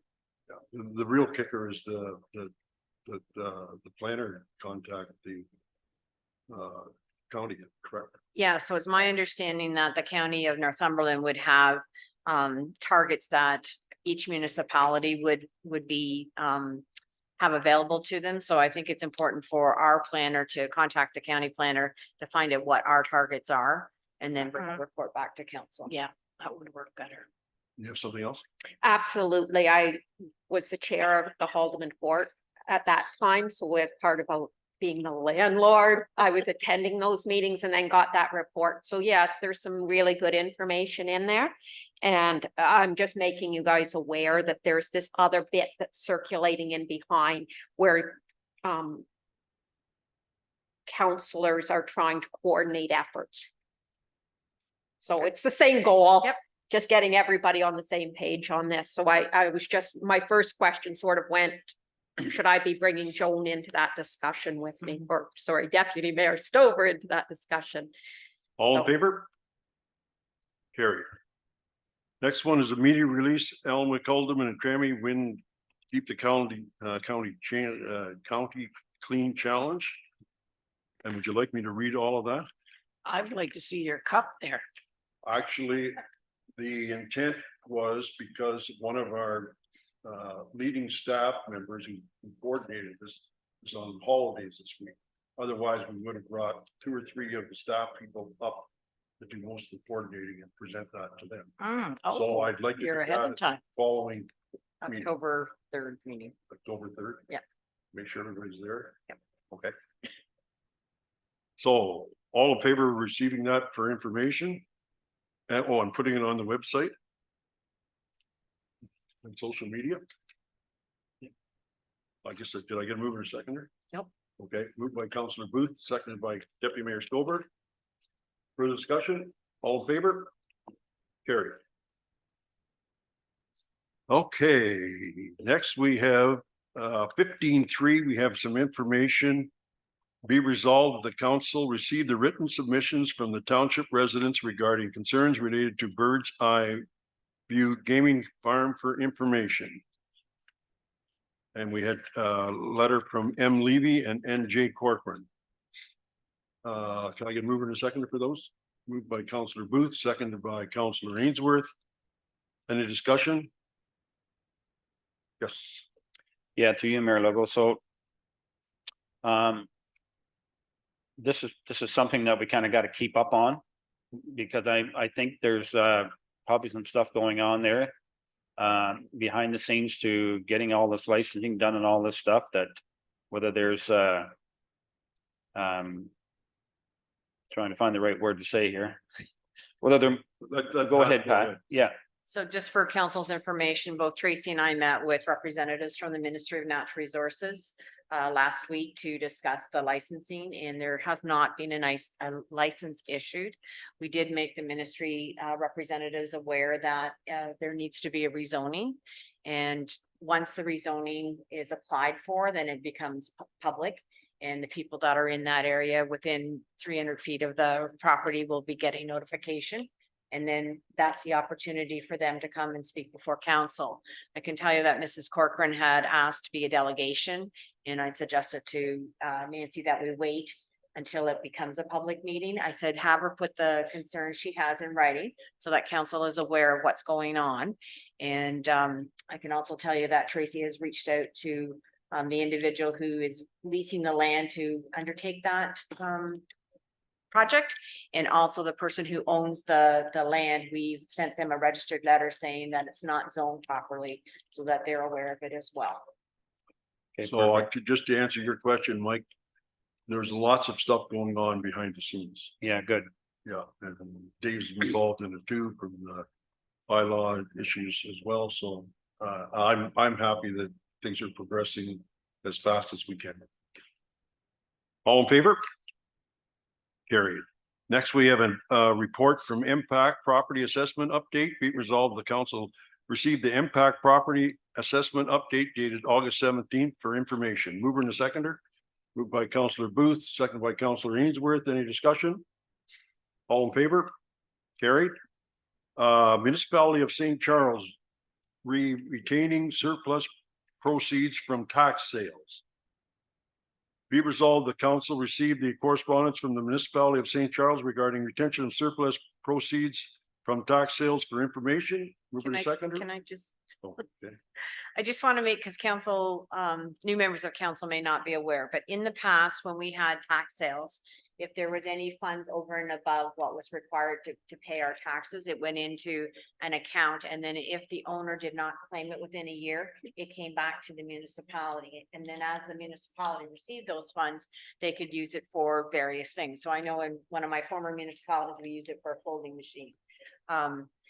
The government changed that about 2 years ago, and now the government gets the funds. It's not the municipality. The government, like provincial government, they don't do anything for tax sales. Like the municipality does all the notices and does all the chasing down to try to get the property owner to pay the taxes, does all the work that we have to do for a property tax sale. And so I can see where this individual is coming from. I don't know if it'll change, but just to give you an idea of what happened in the past. I would like to suggest that we support the St. Charles recommendation, and that further that information or letters be sent to the county and local municipalities, and actually, why not send them to all of them? 444. So is everybody happy with that? Yes. All in favor? Carried. The next one is municipality. Nobody moved that or seconded it, Oh, because I interrupted you. I'm trying to get this I'm done. sorry, I interrupted Moved you. by Councillor Booth, seconded by Councillor Ainsworth. All in favor? Carried. Sorry, thank you. Oh, that's all right. Municipality of St. Charles, whereas Bill 5, a provincial private members bill titled Stopping Harassment and Abuse by Local Leaders, failed second reading at the provincial legislature earlier this summer. Be it resolved, the council received the correspondence from the municipality of St. Charles regarding their support for Bill 5 for information only. Mover and seconder. Moved by Councillor Ainsworth, seconded by Councillor O'Neill. Any comments? All in favor? Motion's carried. Association of the Municipalities of Ontario, their watch files of July 13th, 20th, 27th, August 3rd, 10th, 17th, and 24, 2023, and the AMO annual report of 2022. AMO partners with FOI Solutions Valve and Energy Event LAS Energy Symposium. Be resolved, the council received the 10 communications from the Associated Municipalities of Ontario for information. Can I get a mover and a second? Moved by Councillor Booth, seconded by Councillor Ainsworth. Discussion? All in favor? Carried. Next, we have Federation of Canadian Municipalities newsletter dated August 14th. Be resolved, the council received the newsletter from the Federation of Canada Municipalities dated August 14th, 2023 for information. Mover and seconder. Moved by Deputy Mayor Stover, second by Councillor Booth. Discussion? All in favor? Carried. Federation of Ontario Cottage Association newsletter. Be it resolved, the council received the newsletter from the Federation of Ontario Cottage Association for information. Mover and seconder. Moved by Deputy Mayor Stover, seconded by Councillor O'Neill. Any discussion? Yes, go ahead. Again, I think this, if we could include a link to this on our website at some point, I think we have so many people, especially in the Roseneath area, that would find, or sorry, on Rice Lake, who would find this a benefit. Okay. Everybody happy with that? Put it on the news. Pardon me, on the website. All in favor? Carried. Proposal proposed provincial planning statement, correspondence from the city of Toronto and St. Charles. Be it resolved, the council received the correspondence regarding the proposed provincial planning statement from the city of Toronto from the municipality of St. Charles for information. Mover and a seconder. Moved by Councilor Ainsworth, seconded by Deputy Mayor Stover. Any comments? All in favor? Motion is carried. Next, we have 1511 Municipality of St. Charles regarding the Highway Traffic Act amendments, automated speed enforcement systems. Whereas council received the correspondence of the Highway Traffic Act amendments, automated speed enforcement AES systems from the municipality of St. Charles and the resolution from the city of Cambridge. Be resolved that the council of the township of Allen support amendments to the Highway Traffic Act that would allow municipalities to locate an ASE system permanently or temporarily on any road under the jurisdiction of the municipality and as determined by municipalities and not be restricted to only community safety zones and school safety zones, and further that the council direct staff to forward a copy of the resolution to local MP David Pacini, the Minister of Transportation, the Minister of Municipal Affairs and Housing, and all Ontario municipalities. Mover and a seconder. Moved by Councillor Booth, seconded by Councillor O'Neill. Any discussion? Go ahead. Councillor I'm O'Neill. not sure, we don't have a recommendation, but maybe staff does. But this does seem something, since we've talked about road safety as something we need, and it ties in with that bus camera one that was also going around. So, I mean, I think these are good things. And I'd like to see us supporting it. Okay. Any other comments? Well, that's what it says we're going to support it, right? Yeah. All in favor? Carried. Town of Amherstburg regarding support letter, local emergency response systems and gaps in healthcare regarding code red and code black frequency. Be resolved, the council received the correspondence regarding the support letter for local emergency response system and gaps in health care regarding code red and code black frequency from the township, town of Amherstburg for information. Mover to seconder. Deputy Mayor Stover, Councillor Ainsworth, any discussion? All in favor? Motion's carried. Municipality of South Huron regarding support time for change municipal freedom of information and protection of privacy act. Whereas council reviewed the correspondence support time for change municipal freedom of information and protection of privacy act from the municipality of South Huron, the resolution from the municipality of Chatham-Kent, and the resolution from the municipality of Shania, where is that? Anyways. 444, we should know where every one of them is.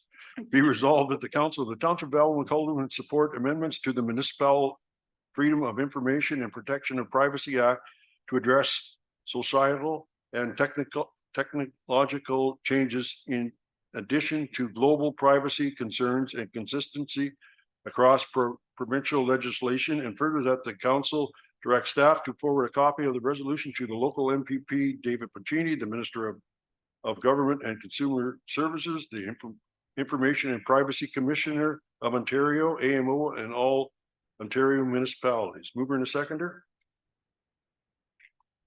Moved by Councillor Ainsworth, second by Deputy Mayor Stover. Any discussion? All in favor? Motion's carried. Municipality of St. Charles regarding funding for housing. Be resolved, the council received the resolution regarding funding for housing from the municipality of St. Charles for information. Mover and a seconder. Moved by Councillor Ainsworth and seconded by Deputy Mayor Stover. Any discussion? All in favor? Motion's carried. Northumberland County, Reed, use of long-term care funding to support community care services. Whereas the council reviewed the resolution use of long-term funding to support community care services for Northumberland County. Be resolved, the county of the Township of Allen McCollum support the resolution, and further that the council directs staff to forward a copy of this resolution to local MPP David Pacini, the Ministry of Long Care, the Ministry of Finance, AMO, and all Ontario municipalities. Mover and seconder. Moved by Councillor O'Neill and seconded by Councillor Booth. Any discussion? All in favor? Motion's carried. Town of Amherstburg, re-support resolution violence against women.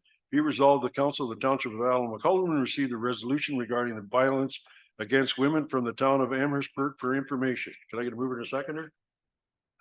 Moved by Deputy Mayor Stover, seconded by Councillor O'Neill. Any discussion? All in favor? Motion's carried. Township of Emo regarding black ash tree classification as endangered under the Endangered Species Act. Be resolved, the council of Township of Allen McCollum received the correspondence regarding black ash tree classification as endangered under the Endangered Species Act from the Township of Emo for information.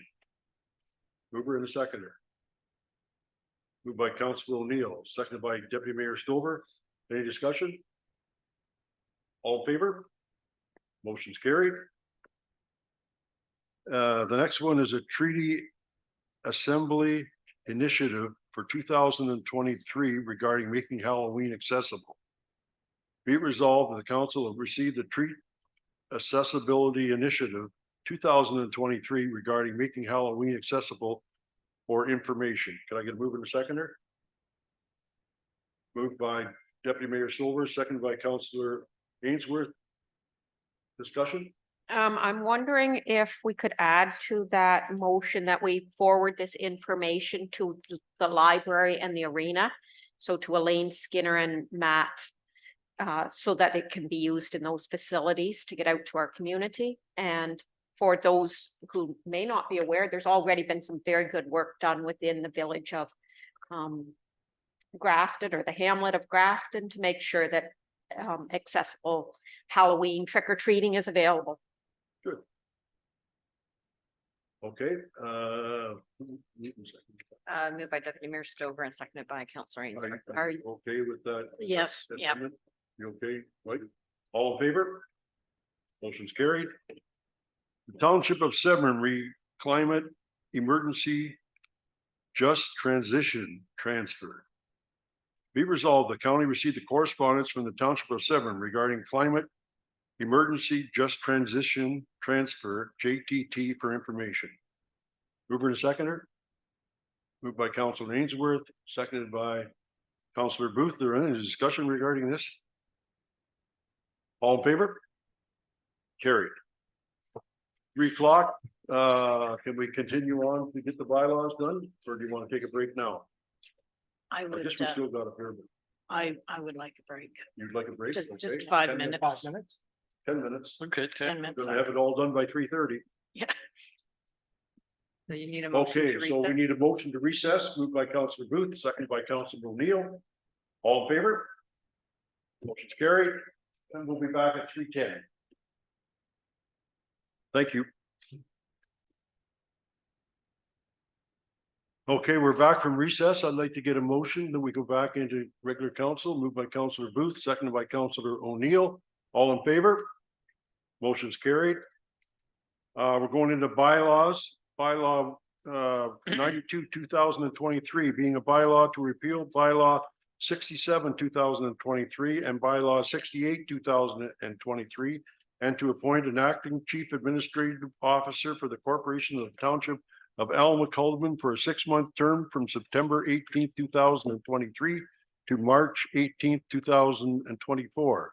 Be resolved of bylaw 92, 2023, a bylaw to repeal bylaw number 67, 2023, and bylaw 68, 203, to appoint an acting chief administrative officer for the corporation of the Township of Allen McCollum for a 6-month term from September 18, 2023 to March 18, 2024, to be read and deemed to be passed this 5th day of September, 2023. Mover and a seconder. Moved by Councilor Booth, seconded by Councillor O'Neill. Any discussion? All in favor? Motion's carried. Bylaw number 92, 2023, being a bylaw to 93. repeal Sorry, 93. 93, what did I say? 92.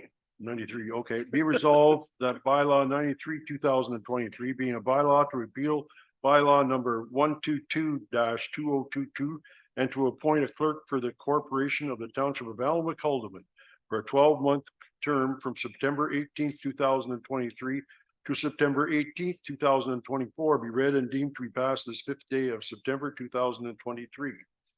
Mover and seconder. Moved by Deputy Mayor Stover, seconded by Councillor Ainsworth. Discussion? All in favor? Motion's carried.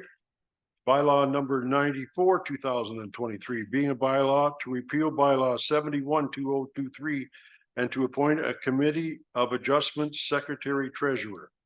Be it resolved that bylaw 94, 2023, being a bylaw to repeal bylaw number 71, 2023 and to appoint a committee of adjustment secretary treasurer be read and deemed to be passed this 5th day of September 2023. Mover and seconder. Moved by Deputy Mayor Stover, seconded by Councillor Booth. Any discussion? All in favor? That motion's carried.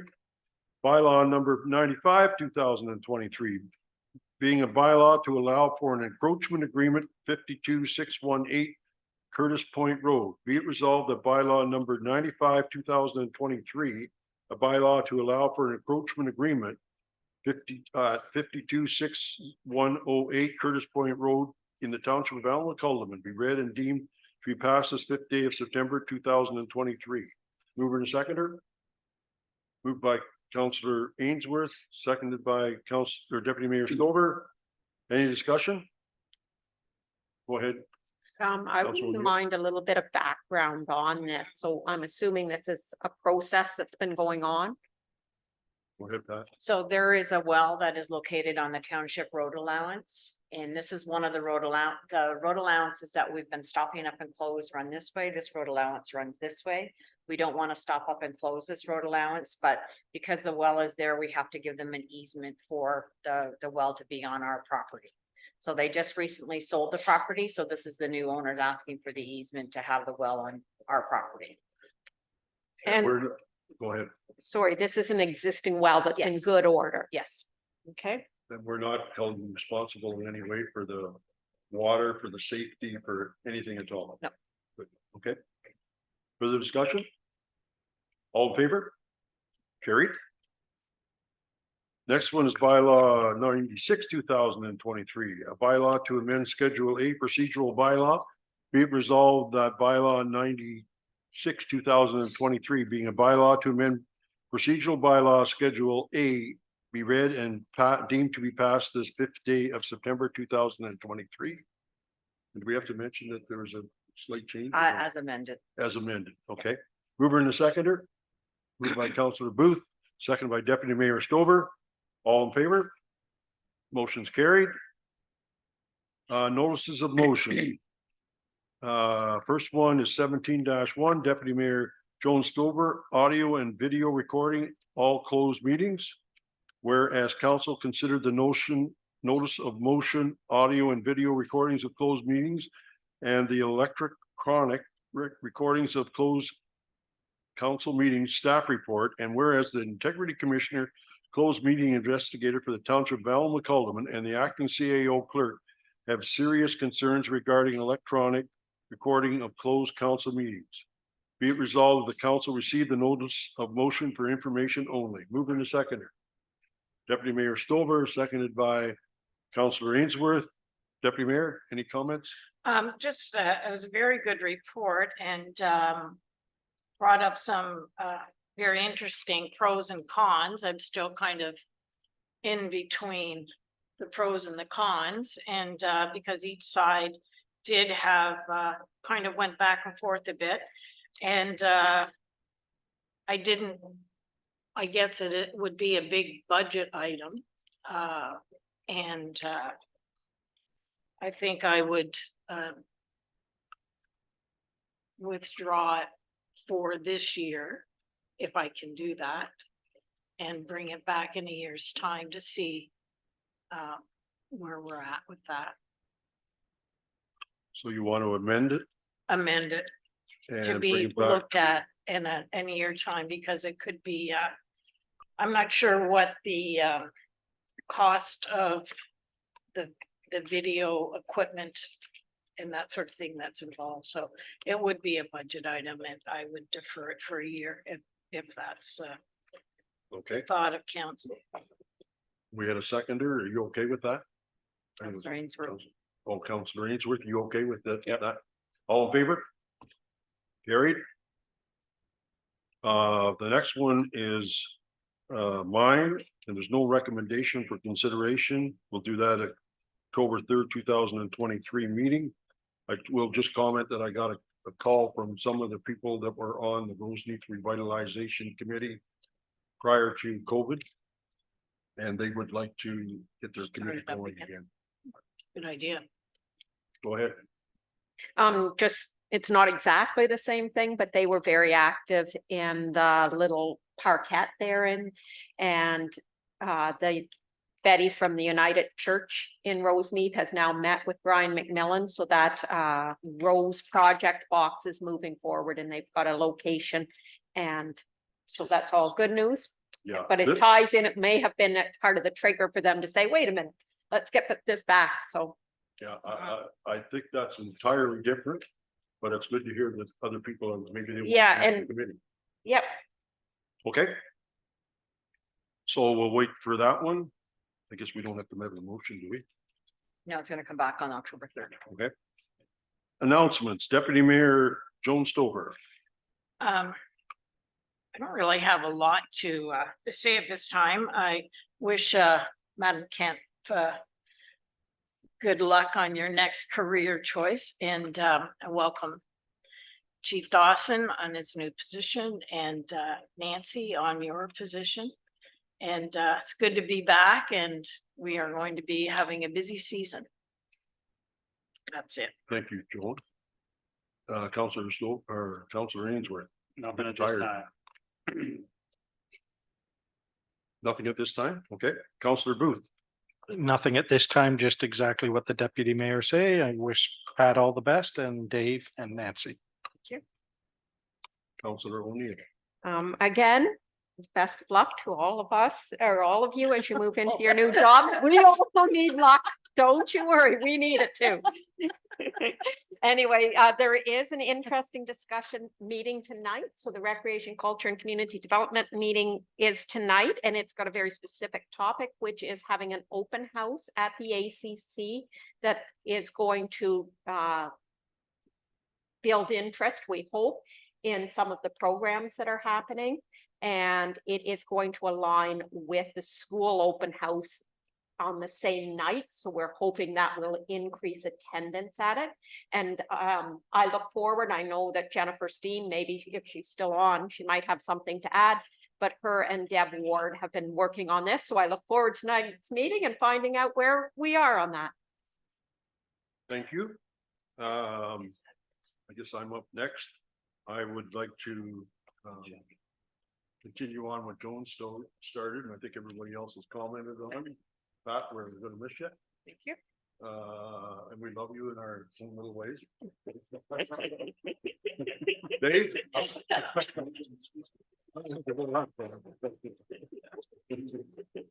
Hey, welcome, and Nancy, welcome too.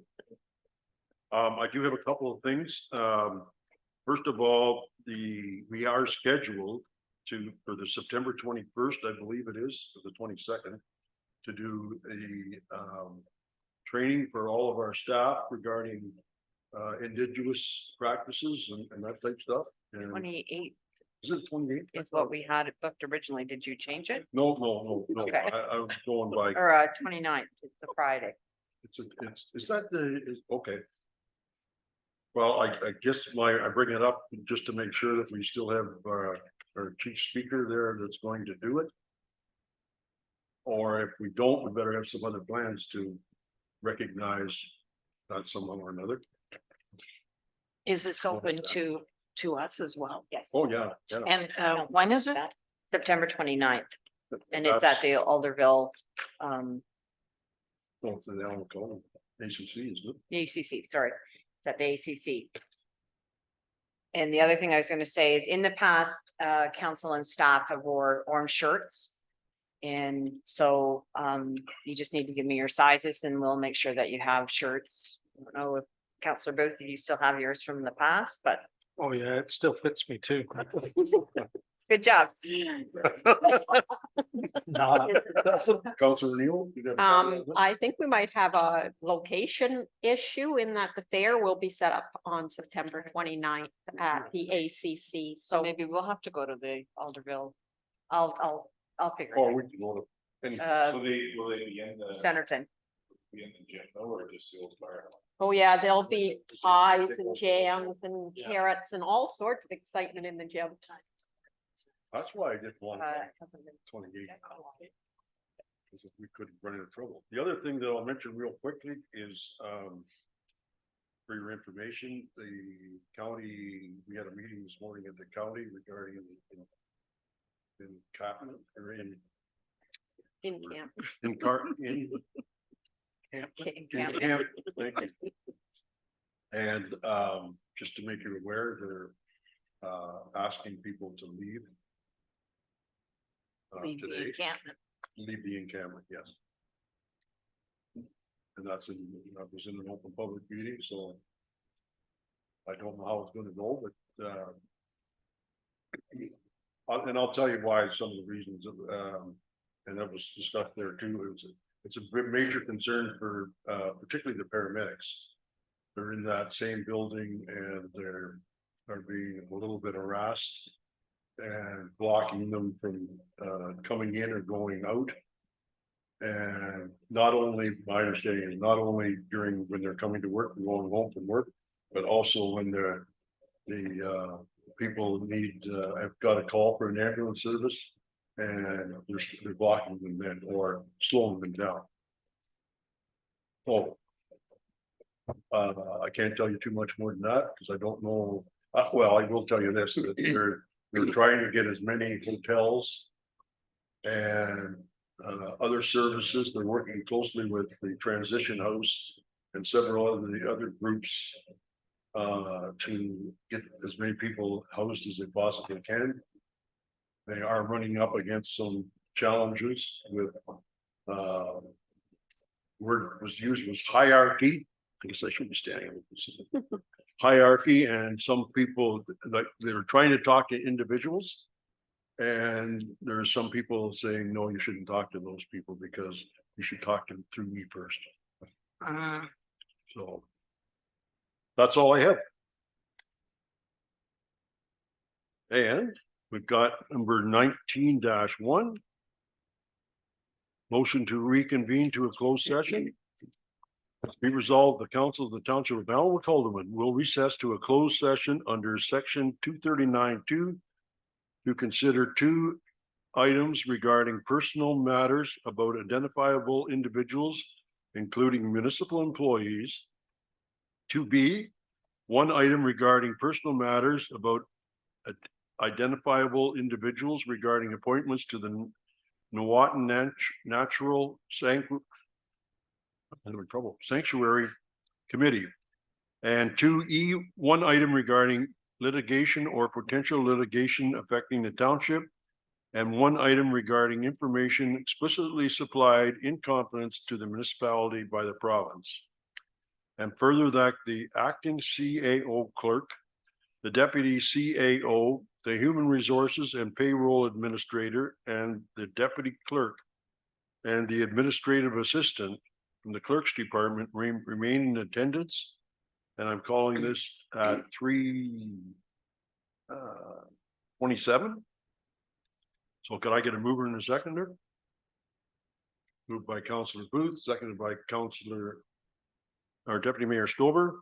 And we're going to do this at 3:27 PM.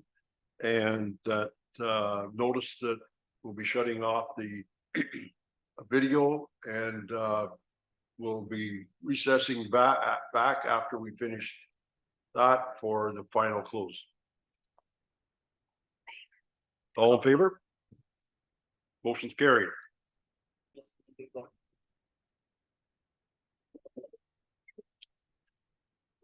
We need a motion to rise from close and report.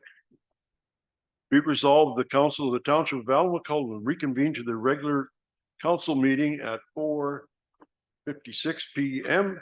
Further, that the confidential resolutions moved in closed session pertaining to personal matters about an identifiable individual, including municipal or local boards, employees relating to a staff position, update to the pay scale and appointments to the Newawton Nature Sanctuary Committee, and further that the confidential resolution moved in closed session pertaining to litigation or potential litigation, including matters before the administrative tribunals affecting the municipal or local board related to a property matter. That's as far as you need to go. And further that the confidential resolution moved in closed session pertaining to information explicitly supplied in confidence to the municipality by the province related to infrastructure are hereby referred to this open session of council for adoption. Can I get a mover and a seconder? Moved by Deputy Mayor Stover and seconded by Councillor Booth. All in favor? Motion's carried. Approval of a confirming bylaw, bylaw number 97, 2023, a bylaw to confirm the proceedings of the regular council session held on Tuesday, September 5th, 2023. Be it resolved that bylaw 97, 2023 be a bylaw to confirm the proceedings of the regular session of council held on September 5th, 2023. Be read and deemed passed this 5th day of September 2023. Can I get a mover and a seconder for that? Moved by Councillor Booth and seconded by Deputy Mayor Stover. All in favor? Carried. Motion to adjourn. Be resolved, the regular session of council of Tuesday, September 5th, 2023 be adjourned at 4:58 PM. Mover and a seconder. Moved by Councillor Ainsworth and seconded by Councillor O'Neill. All in favor? Motion's carried. Thank you, everyone. Have a good evening. Thank you. Great job, council. 6.